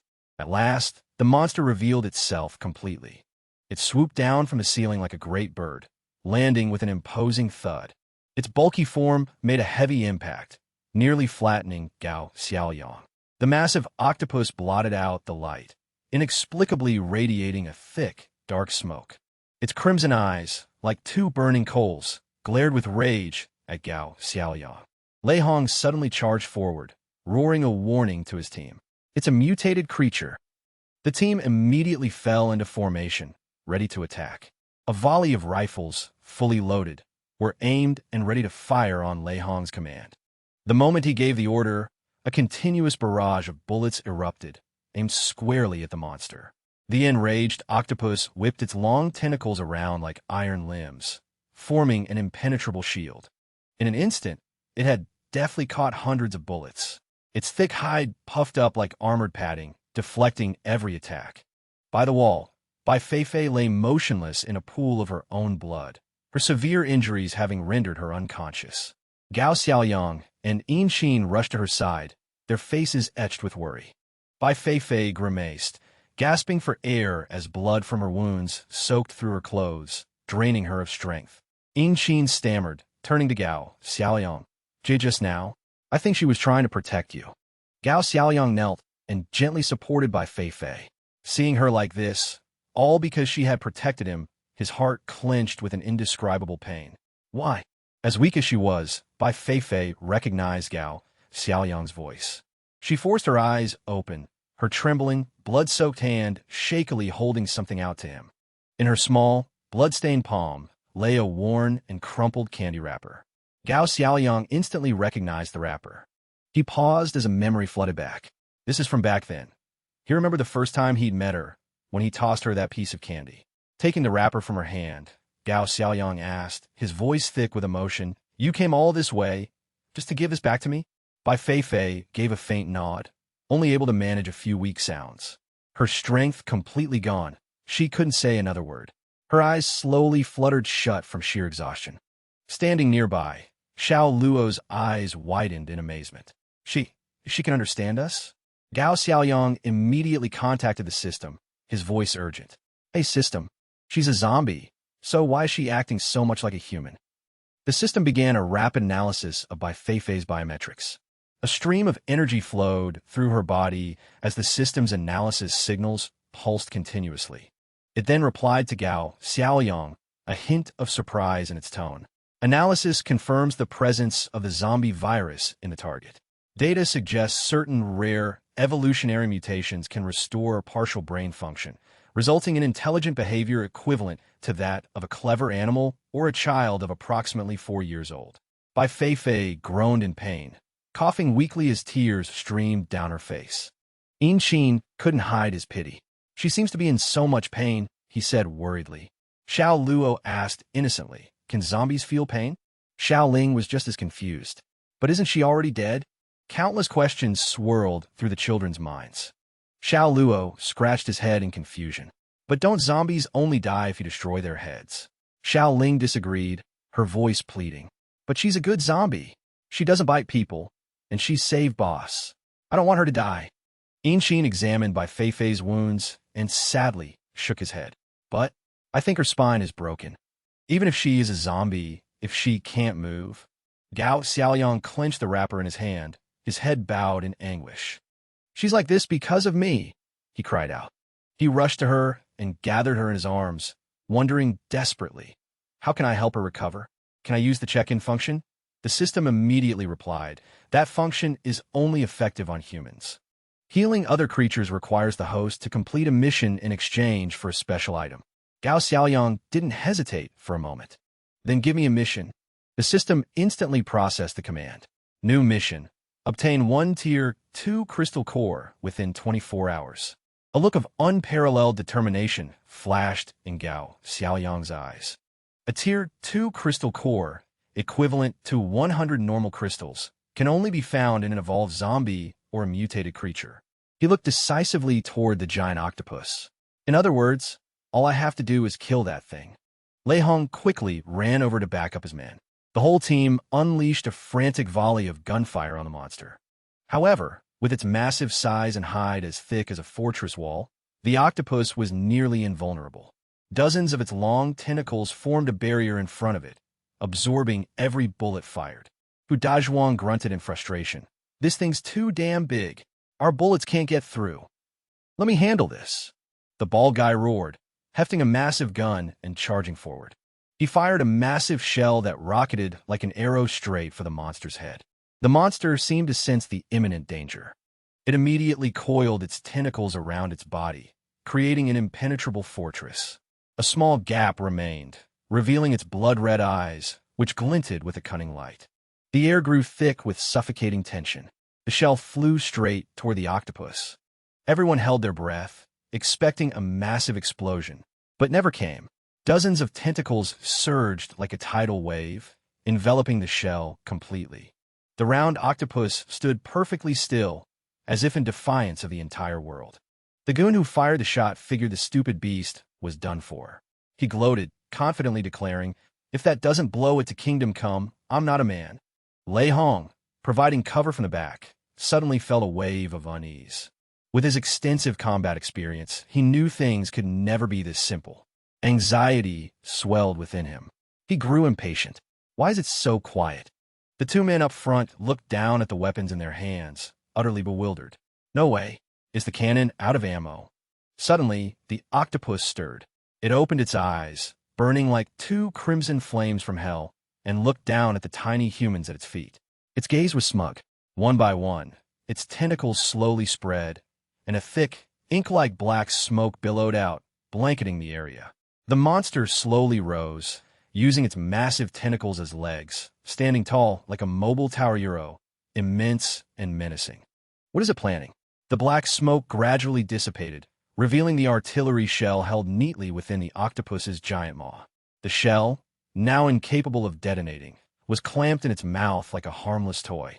Hu Daizhuang witnessed the scene and roared in fury. "Give me another shell."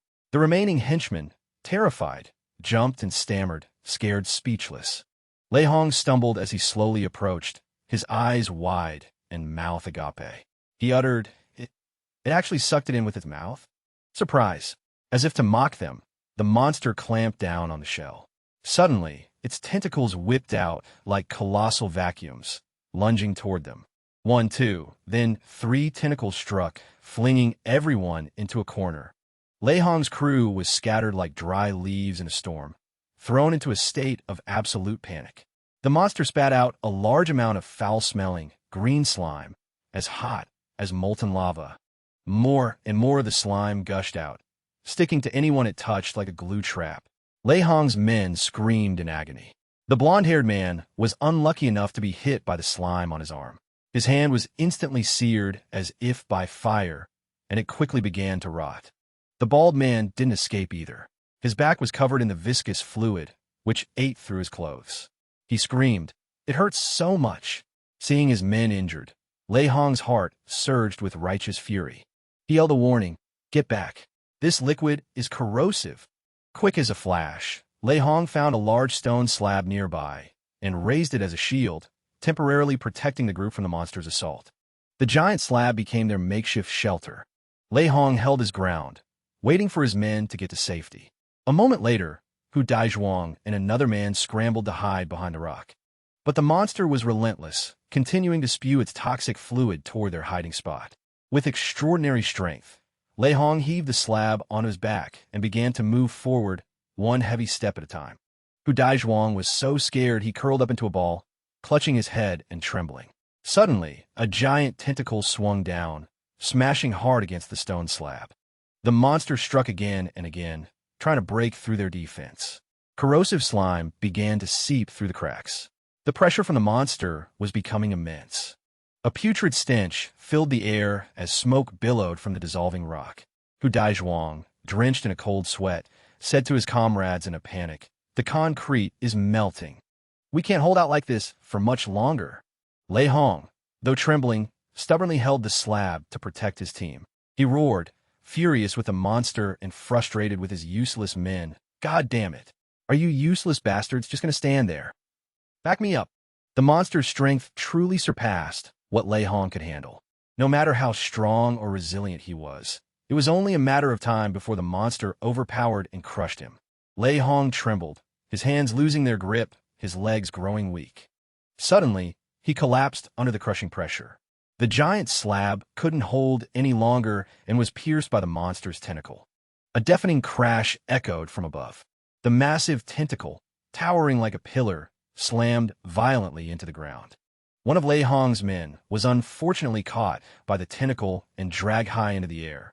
The monster tightened its grip on its prey and aimed for the hole in the ceiling, preparing to deliver the final blow. The henchman screamed in terror, "Boss, Help me. Lei Hong, unable to let go of the slab, watched with a heart full of dread and fear. He sighed in helplessness. Shit. With no other choice, Lei Hong resolved to save his teammate. Once again, he mustered all his strength. A fiery aura erupted around him like a raging inferno. Facing the terrifying pressure from the monster, Lei Hong roared, channeling his inner energy to lift the colossal slab and hurl it straight at the enemy. Let him go. The slab shot through the air like a meteor.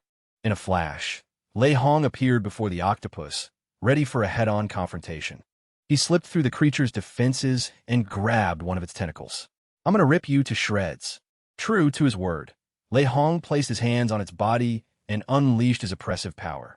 But after a moment of struggle, he couldn't even scratch the monster's skin. He cursed under his breath. Damn it, the slime's too slick. I can't get a grip.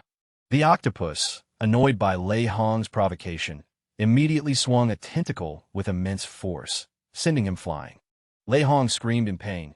You son of a bitch! Without stopping, the monster continued to spray corrosive fluid from its tentacles like giant hoses. Lei Hong nearly blacked out, frozen like a statue with his eyes wide and mouth agape, protected by a divine energy shield. But he couldn't hold on. He began to fall freely to the ground. Suddenly, a familiar figure appeared. It was Gao Xiaoyang, clad in a protective suit that covered his entire body, coldly charging toward the octopus. While it was distracted, he ran up its tentacle, approaching from behind. Gao Xiaoyang's eyes glinted with a deep blue light as a formidable power surged through his body. Though the monster shot out waves of toxic slime, he dodged with fluid grace. Lei Hong's men slowly got to their feet, staring in astonishment. Up there, it's that kid. How is he not hurt? Someone asked. Is that an ability? Lei Hong, having just landed safely, also couldn't believe his eyes. Impossible. I don't sense any ability fluctuations from him. He suddenly remembered something and shouted, could he really be a hero? The monster, thinking Gao Xiaoyang was an easy target, repeatedly attacked with its giant tentacles. But he fought back barehanded, nimbly dodging every blow. Leaning left, then right, it was like a perfect dance. The monster could barely touch him. Gao Xiaoyang leaped high into the air, aiming for the tentacle right in front of him.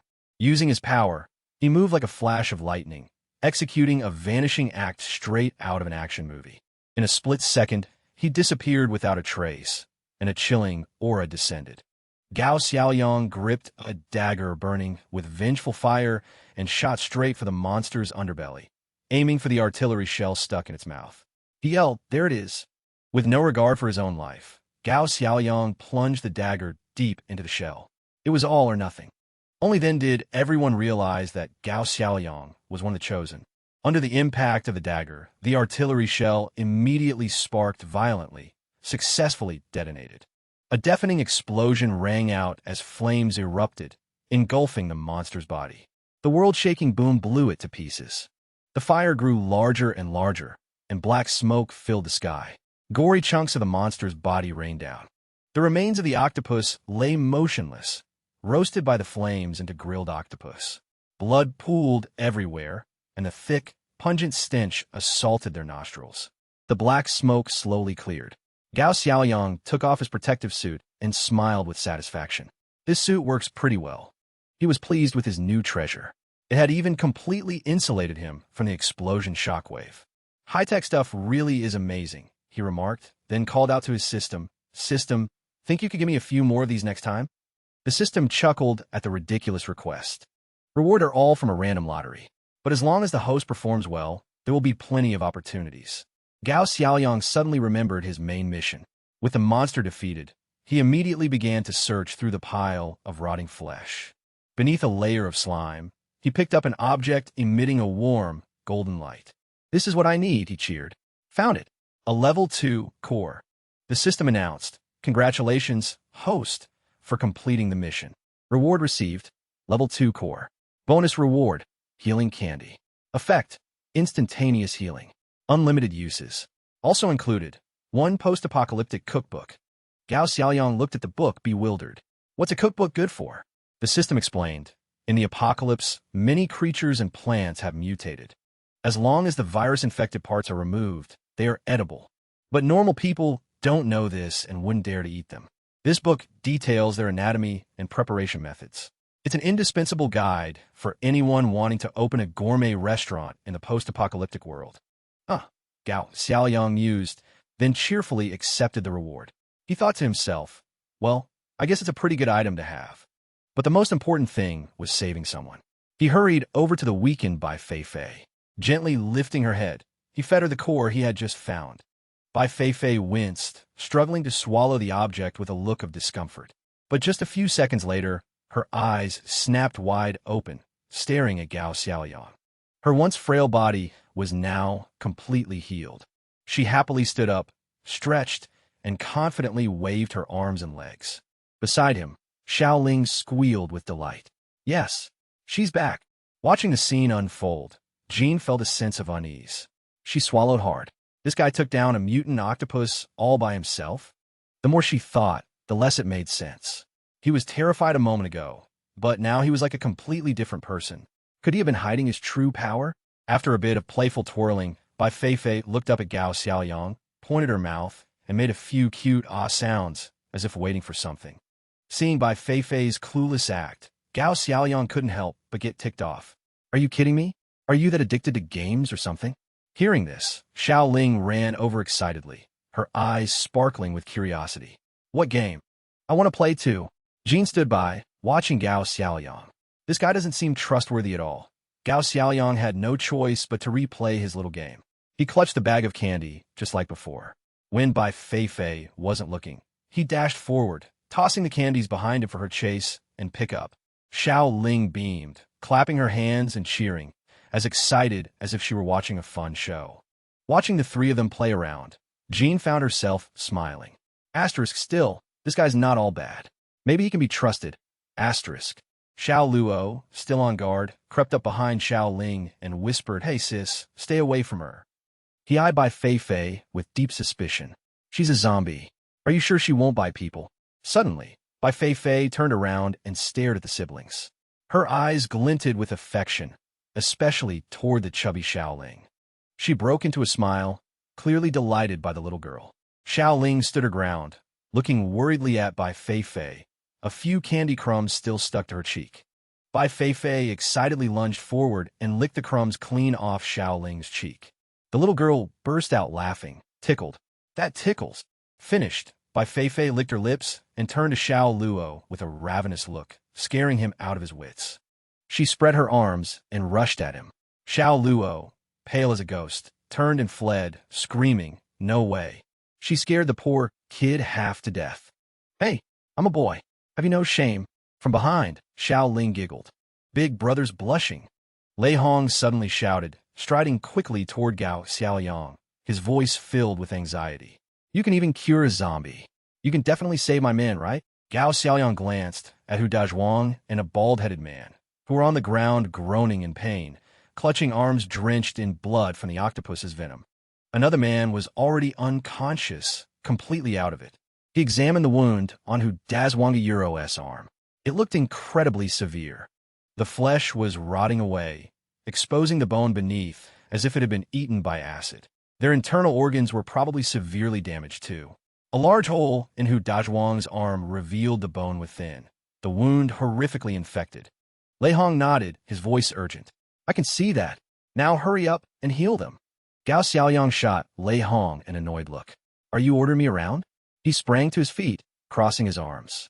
"After you beat me black and blue, why should I help you?" Lei Hong didn't beat around the bush. He understood what Gao Xiaoyang wanted. How many crystal cores do you want? Just name your price." At the mention of crystal cores, Gao Xiaoyang's eyes lit up. His attitude changed in an instant, a crafty smile spreading across his face. "Well, in that case, I won't be shy." Suddenly, a hand landed on Gao Xiaoyang's shoulder, making him jump. Jean coldly threw him aside. His pathetic scream echoed through the air. Jean roared at Lei Hong. "It doesn't matter how many you offer. He's not healing them." Xiaoling and Xiao Luo chimed in together. "That's right. You're all just a bunch of bandits. You're evil murderers." Lei Hong replied wearily. "I already told you. We may be bandits, but we have principles. We don't kill the defenseless." He narrowed his eyes and shook his head. "If my men really killed your mother, Then she must not have been a good person. Xiao Ling and Xiao Luo instantly flew into a rage. You're lying. Our mom was a good person. You're the bad guys. Jean held the children's hands and faced Lei Hong. Stop making excuses. You're just saying that so he'll heal your men, and then you'll kill us, right? We're not that easy to fool. Gao Xiaoyang slowly walked over, stepping into the middle of the argument. You know, what he's saying might actually be true. Jean, Xiao Ling, and Xiao Luo stared in shock, shouting in unison, what? After the exhausting chase, Gao Xiaoyang calmly held up a tattered red headband. He asked Xiao Luo, this fell out of your pocket, didn't it? Xiao Luo's eyes widened. Yes, he yelled, agitated. That's their symbol. I carry it with me, so I'll never forget what they look like. He remembered his mother's killer, a middle-aged man, blind in one eye, wearing a red headband. He looked a lot like Lei Hong. Gao Xiaoyang then showed them a dagger he'd picked up. And this is their dagger, right? They compared the items. The symbols on the headband and the dagger were almost identical, but they were mirror images of each other. Jean took the dagger and examined it closely, noticing a few other distinct details. Xiao Luo said, disappointed, this one looks way more stylish. Xiao Ling looked at the symbol on the headband and declared, compared to the other one, this looks like an elementary school kid's drawing. Lei Hong, standing nearby, turned red with rage as he listened to them critique his group's logo. What do you mean, a simple drawing? It's called a bold and free-spirited style. If you don't get it, then keep your mouth shut. Gao Xiaoyang sighed, trying to mediate. I've run into plenty of gangs before that use another group's name to rob people and stir up trouble. He looked at Jean. The group you ran into must have been fakes. Jean, Xiao Luo, and Xiao Ling were stunned. Fakes? It was only then that Lei Hong finally understood what was going on. He looked sympathetic, but couldn't hide his frustration. No wonder people have attacked us out of the blue before, like they had some deep-seated grudge against us. So, it turns out a third party has been pulling strings all along. Xiao Luo cursed angrily. Those guys tricked us so easily. Damn it. So they weren't the Jing Lei Corps at all. Those damned imposters. Xiao Ling looked up at her brother, her voice full of sorrow. Then, who are we supposed to get revenge on now? The two children were a pitiful sight, their eyes filled with the pain of losing their mother. Jean knelt down and looked gently at the two kids. She comforted them, hoping to ease some of their pain. Getting revenge isn't a burden you two have to carry. More than that, your mother would have wanted you to live healthy and happy lives. Xiao Luo and Xiao Ling quietly looked at Jean, their eyes still filled with sadness. Just then, Hu Dazhuang, his body wrapped in white bandages, stomped over angrily. He roared, those bastards dared to tarnish our name. If I ever get my hands on them, I'll chop them into 100 pieces. Suddenly, Hu Dazhuang coughed up blood, his rage likely aggravating his wounds. Lei Hong's eyes widened in panic as he watched his beloved subordinate in agony. He quickly helped him up and turned to Gao Xiaoyang, his voice pleading. Everything's cleared up now. Can you please heal my men? If we wait any longer, they'll die. Gao Xiaoyang nodded, but didn't forget about his payment. Sure, 10 crystal cores per person. That's a bargain. Lei Hong immediately agreed, handing over a bag of crystal cores. No problem. Payment up front. Please step aside, Gao Xiaoyang said cheerfully. This will be over in a flash. On his beloved cart, several eggs had been smashed to pieces, bright yellow yolk pooling everywhere. Gao Xiaoyang stared at the scene, heartbroken, as if he'd lost a precious treasure. All these delicious eggs ruined. He remembered the fiery clash with the Jing Lei Corps. He looked sheepishly at Lei Hong and gave a goofy smile. Something came up. How about I just give you the crystal cores back? Hearing this, Lei Hong's eyes turned red with fury. Are you messing with me? He roared. Gao Xiaoyang rubbed his head and chuckled nervously, quickly pushing his cart away. Of course not. The atmosphere was just so tense, I thought I'd lighten it up with a little joke. He choked back tears, thinking miserably, asterisk now, I don't even have eggs. How am I supposed to make egg cookies? No good deed goes unpunished, asterisk. Not letting his emotions get the best of him, Gao Xiaoyang took out the cookbook he'd just received and began flipping through the pages. His eyes lit up as if he'd struck gold when he found a suitable recipe. Asterisk, fun time's over. Time to save some lives, asterisk. He grinned triumphantly and closed the book. Perfect. The only ingredients he had on hand were flour, oil, and a few spices. After racking his brain for a moment, he shouted, I've got it. He ran over to the octopus carcass. He chopped off the choicest piece of meat. He carefully trimmed away the outer membrane and suckers, keeping only the clean flesh. Then, he seasoned the meat to get rid of the fishy smell and rinsed it with water. The tender white meat was revealed. He diced it up and mixed it with flour to make a thin batter. He stirred and stirred and stirred, creating a fragrant octopus batter. Then he poured small portions of the mixture onto a sizzling hot griddle. He flipped them until they were golden brown, added some tomato and salad dressing, and arranged the octopus cakes like a work of art. As for the dish's soul, he used mashed potatoes as a substitute. Tada! Piping hot octopus cakes, fresh off the griddle. All done, Gao Xiaoyang announced proudly. He brought the food over to Lei Hong's men. Eat all of this, and your bodies will recover in no time. The bald man and a blonde one recoiled in horror. You made a dish out of the mutant octopus. What are you trying to do? You want us to eat this? You must think we're not dying fast enough. But Lei Hong was captivated by the enticing aroma. He took a deep sniff and hesitated. Can you really eat this stuff? Gao Xiaoyang shook his head wearily. Have you ever read a martial arts novel where you find a venomous snake? The antidote is always within 5 paces. I've already taken the crystal cores, and there are no refunds. Eat it or don't. Hu Dazhuang, unable to bear the pain any longer, stepped forward. He sniffed the air. It smells so good, but it hurts so much. Guess I've got nothing to lose. He popped the food into his mouth. Might as well enjoy one last meal before I die, he thought. Suddenly, Hu Dazhuang's body froze and began to change. What is this? He gasped, clutching his stomach and doubling over in a coughing fit. The gang panicked. Dazhuang. Lei Hong glared at Gao Xiaoyang, his voice a low warning. What did you do? If anything happens to my brother, I'll make you pay. Before he could move, By Fay darted in front of Lei Hong, shielding him. He stumbled back, stammering, Hey, don't come over here. This is bad. Hu Dazhuang covered his mouth, letting out a few strange groans, then exploded with pure ecstasy. This is amazing. He was in heaven.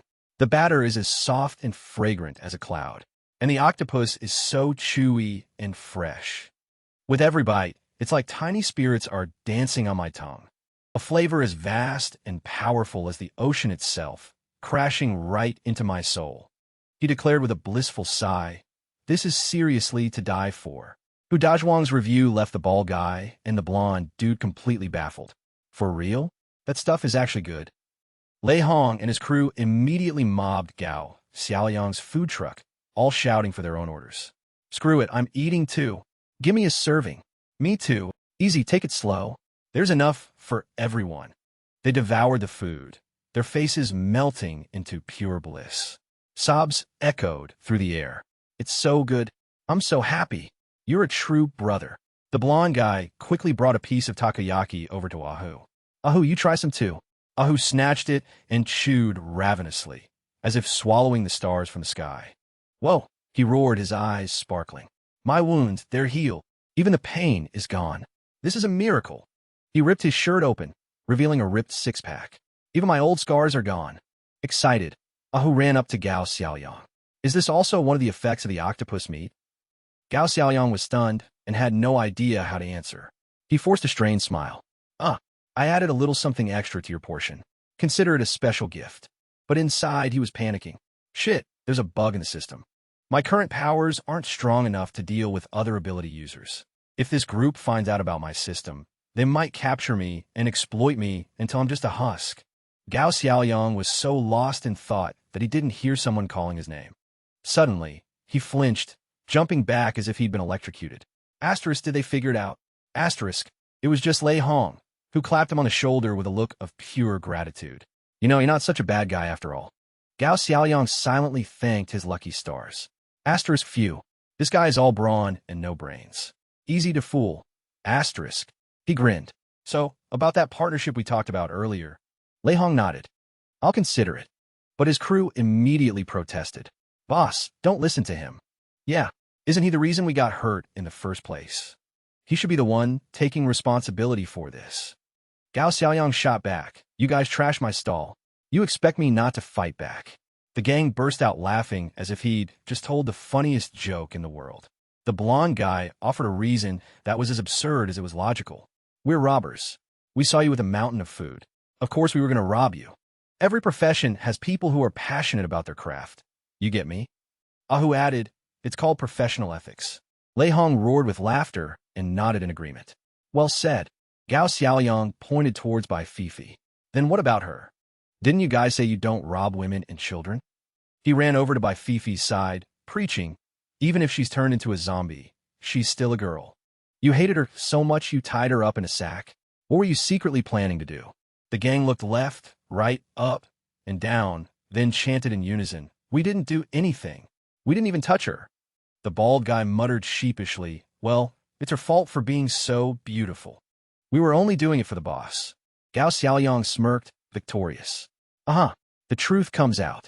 So what's with the weird fetish? Qin gasped and covered his mouth. They wouldn't even spare a zombie? That's disgusting. Xiao Luo covered Xiao Ling's ears. Don't listen to this. Hu Dazhuang looked at Lei Hong bashfully. Boss. The rest of the crew snickered.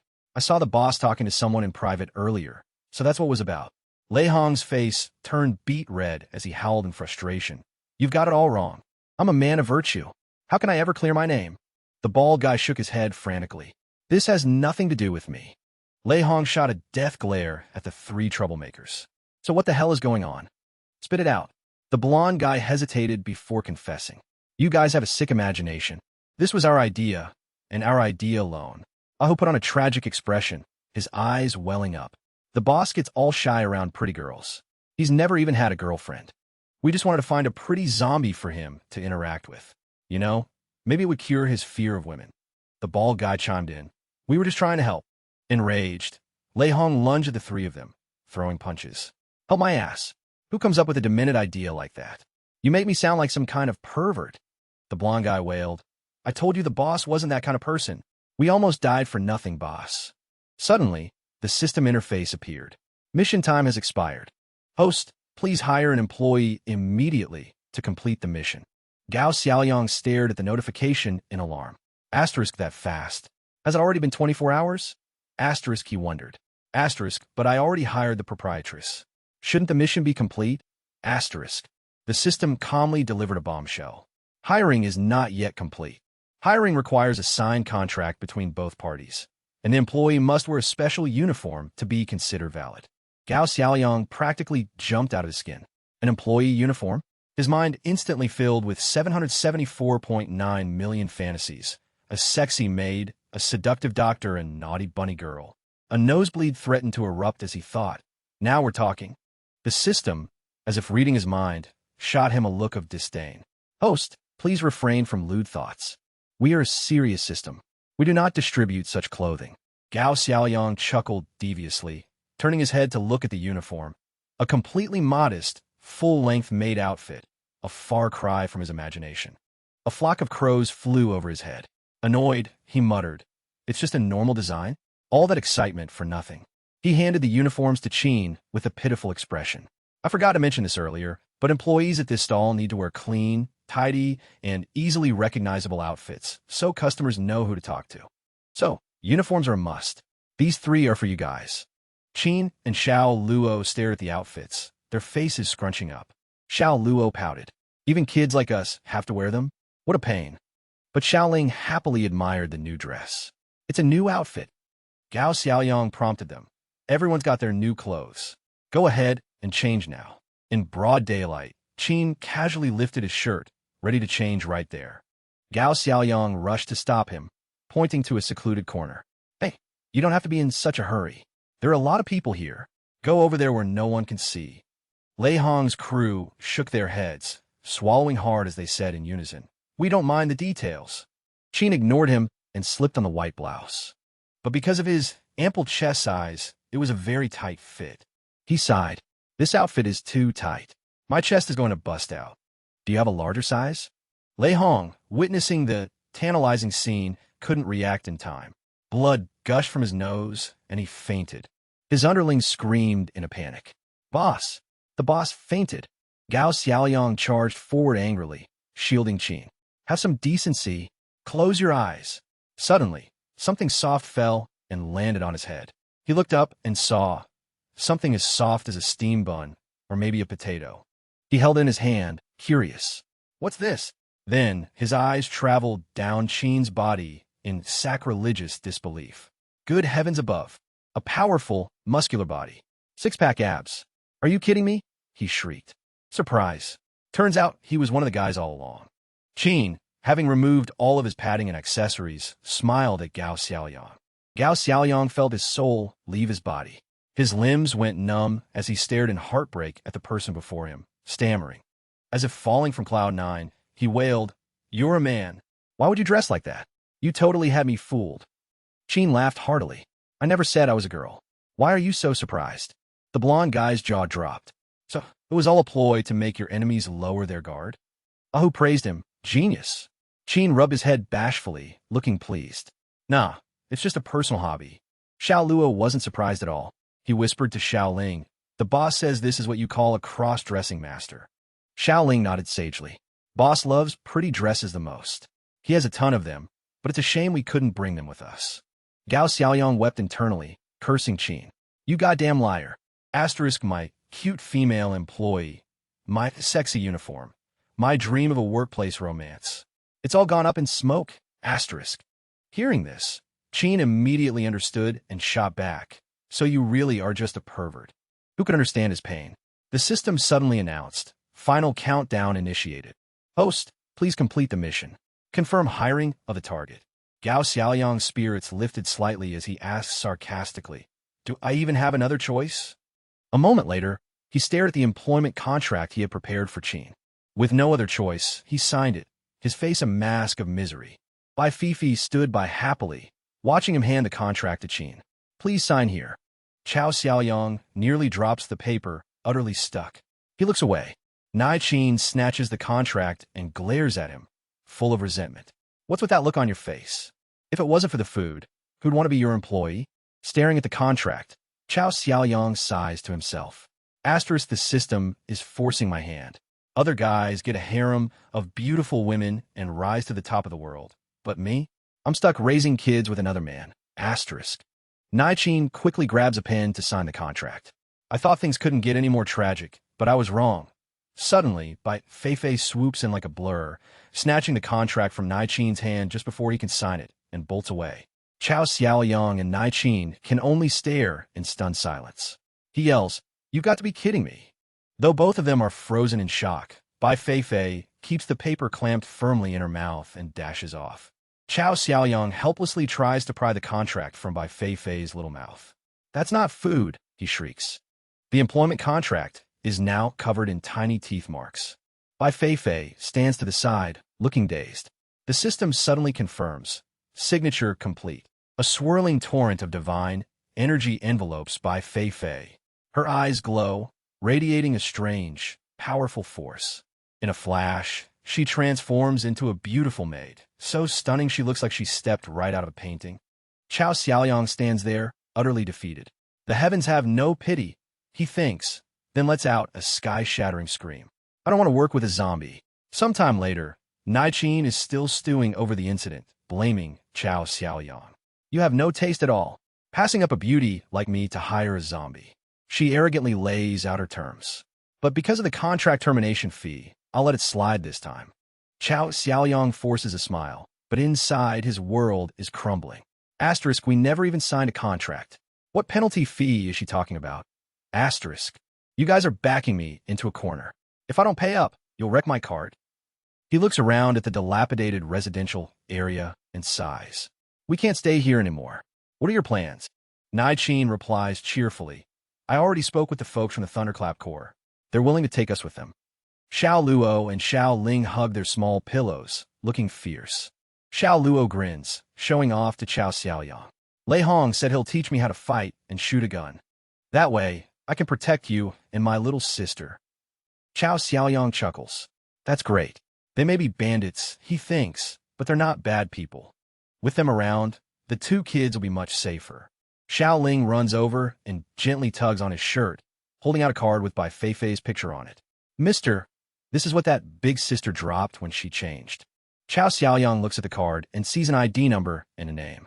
Asterisk, so her name is By Fay. It's an employee ID card. Asterisk, he can't take his eyes off it. Lei Hong hands Chao Xiaoyang a map, speaking with sincerity. Kid, this is where we're setting up a temporary camp. We won't be moving for a while. If you ever run into trouble, just come find me. Chao Xiaoyang looks at the map, surprised. Linwu Qingshan Prison. The arm of the law is long. The net of heaven is wide, and no one can escape it. He shakes his head, impressed. You guys sure know how to pick a spot. Lei Hong laughs and claps him on the shoulder. So what if it's a prison? Before, nobody wanted to go in. Now, there's no place safer. Nai Qin runs over excitedly and throws his arms around Lei Hong. Exactly. Brother Lei, you're a genius. Think you can give me a private room later? Lei Hong's gynophobia kicks in. The moment he sees Nai Qin, he scrambles away. Get away from me. He turns back and shouts. Someone find him a set of men's clothes. Nai Qin shakes his head and chases after him. No way. Freedom of dress, you know? I happen to like wearing women's clothes.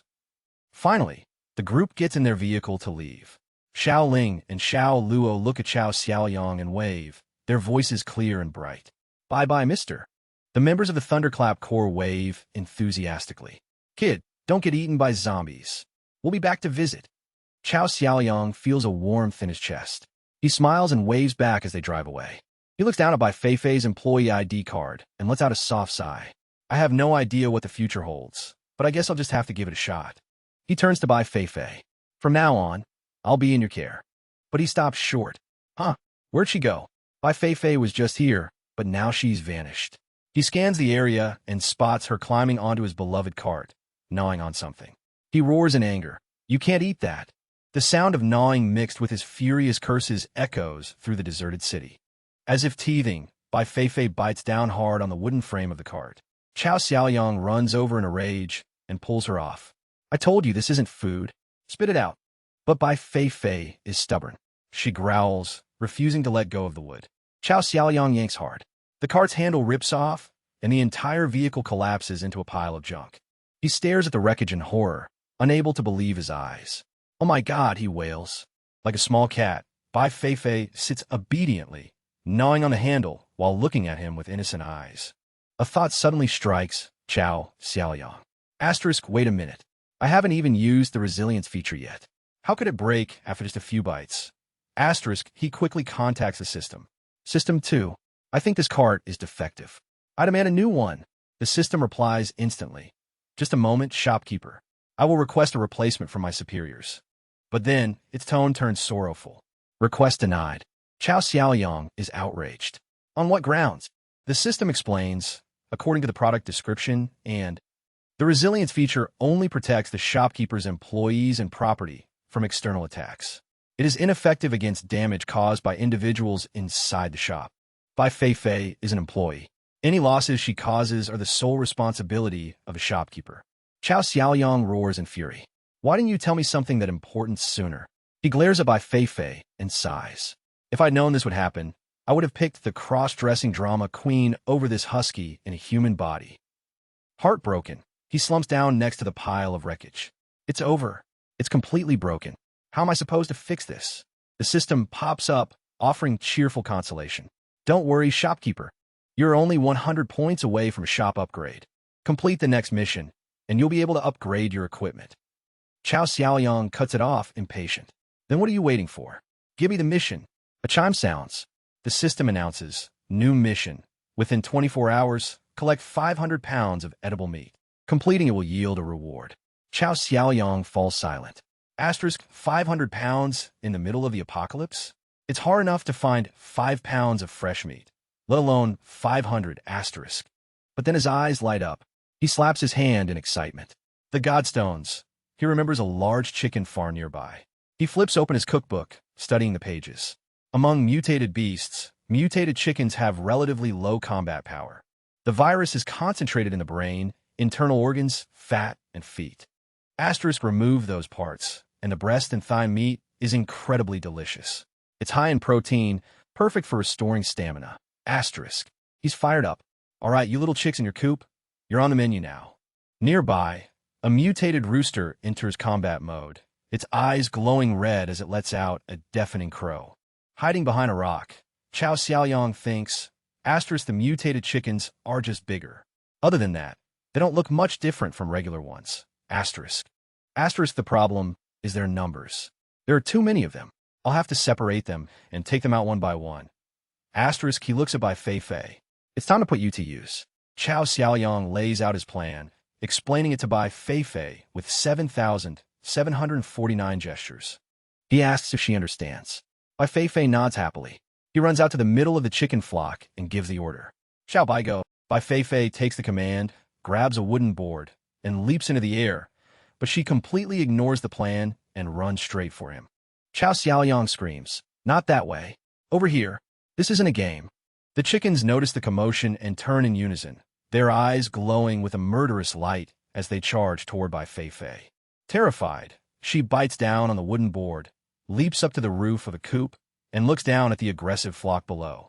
Chao Xiaoyang backs away in a panic. Oh crap! He turns and runs for his life as a gigantic rooster gives chase, targeting him like prey. It lunges, pecking relentlessly. "Heavens, someone save me!" he shrieks. The razor-sharp beak just misses his butt. He keeps running, yelling. Those claws are insanely sharp. One swipe could tear you to shreds. The rooster quickly closes the distance. Up ahead is a sturdy fence. It's a dead end. Chao Xiaoyang puts on a final burst of speed, sprinting toward the fence, and is overjoyed to find a hole someone had already dug underneath it. "I'm saved." He dives through the hole, escaping to safety. Chao Xiaoyang sits in the pit on the other side, gasping for air, his heart pounding in his chest. The roosters swarm the fence like a horde of crazed zombies, viciously clawing at the iron bars. They glare at him with hateful eyes, digging furiously at the dirt. Chao Xiaoyang holds his breath, waiting. Exhausted, he leans back with a sigh of relief. Asterisk, thank God for this hole. I would have been pecked to death otherwise. Asterisk, suddenly, a slimy liquid gets on his hand. He recoils. Asterisk, what is this? It's all sticky and gooey. Gross. Asterisk. He looks up and freezes. Broken eggshells are scattered everywhere. Chao Xiaoyang grows suspicious. Why are there so many eggshells here? Then, a horrifying realization dawns on him. Asterisk, oh no. This is a mother hen's nest. Asterisk. A massive shadow falls over the pit, blotting out the sun. Chao Xiaoyang swallows hard, trembling as he looks up. A colossal mother hen stands over him, its eyes burning like crimson flames. It dives down like an arrow. His soul nearly leaves his body. Scrambling out of the nest, he screams. A fully grown mutant chicken. The chase begins anew. Chao Xiaoyang runs like the wind, screaming as he goes. Of all the places, I had to fall into a mother hen's nest. My luck is the absolute worst. Dear Lord, he runs for dear life, lamenting, why isn't the resilience feature working now of all times? The hen pecks at him relentlessly, aiming for his backside. He clutches his butt, crying out to the heavens. My head, my head. The mother hen circles him, watching him with a smug look that seems to say, now you know how tough I am, don't you? Chao Xiaoyang is cornered again, his back against the same fence as before. He's exhausted, panting heavily. He thinks about the eggshells. Her chicks are definitely going to want revenge. The mother hen advances, its sharp beak aimed right at his crotch. He bites his lip and yells, you despicable bird. Just as it lunges, Chao Xiaoyang performs an impossibly flexible backbend, like a master yogi. My family jewels, he thinks frantically. I haven't even used them yet. He springs up, hooks his legs around the hen's neck, and snarls, I'm not dying here. Eat my spinning leg sweep. Man and chicken, locked in a furious brawl. The limber Gao, Xiaoyang, gets a tight, choke hold on the chicken's neck. He grinned triumphantly. See how tough I am. But the chicken just lowered its head and glared with furious eyes. Gao Xiaoyang panicked. Asterisk, it's not dead. Asterisk. It threw him into the air. He screamed, oh, sweet mother of God, somebody save me. Luckily, he landed on the chicken's back. It took off in a frenzy, making him want to puke his guts out. Whoa, help. After 7,749 spins, the chicken snapped its own neck. With its last bit of strength, it bucked him off. Gao Xiaoyang quickly grabbed onto its tail, completely terrified. Oh my God, could someone please tell this thing its head is on backward? This is so creepy.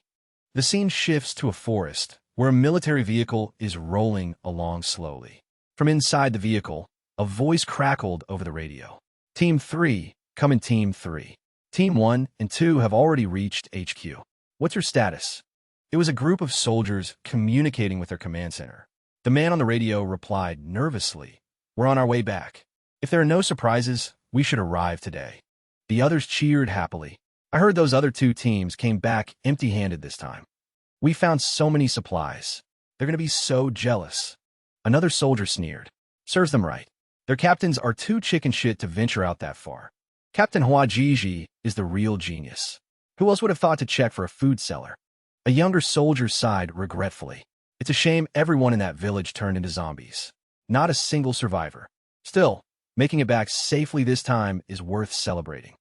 Suddenly, the vehicle ran over a wooden plank. The wheels seized up, and the truck screeched to a halt. Someone from the front shouted, "We got a problem." The whole team piled out to check. The tire was completely flat. The bearded man inspected it, worried. "Looks like we've got a blowout." A blonde-haired subordinate chuckled. "Captain, you worry too much. We've been down this road 100 times. If there were any zombies, we would have seen them by now." The young man up front quickly reminded him, "Better to be safe than sorry. There are more and more types of mutants these days, especially in an open area like this.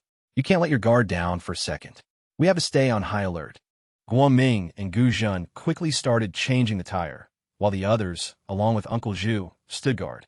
Guoming, busy fitting the new wheel, muttered, "Seriously, though, you don't see many zombies on a main road like this." His blonde friend nodded cheerfully. "Yeah, exactly. Even if we did, one bullet is all I need to take one down." Suddenly, a sharp thwack rang out. Uncle Zhu had walked over and smacked each of them on the head. "Quit your damn blabbering. You two have only been on a few missions. You really think zombies are that easy to deal with?" Guoming and Guzhun laughed sheepishly and apologized in unison. "Sorry, Uncle Zhu. Our bad. Don't be mad. We're just newbies. We don't know any better. Please bear with us."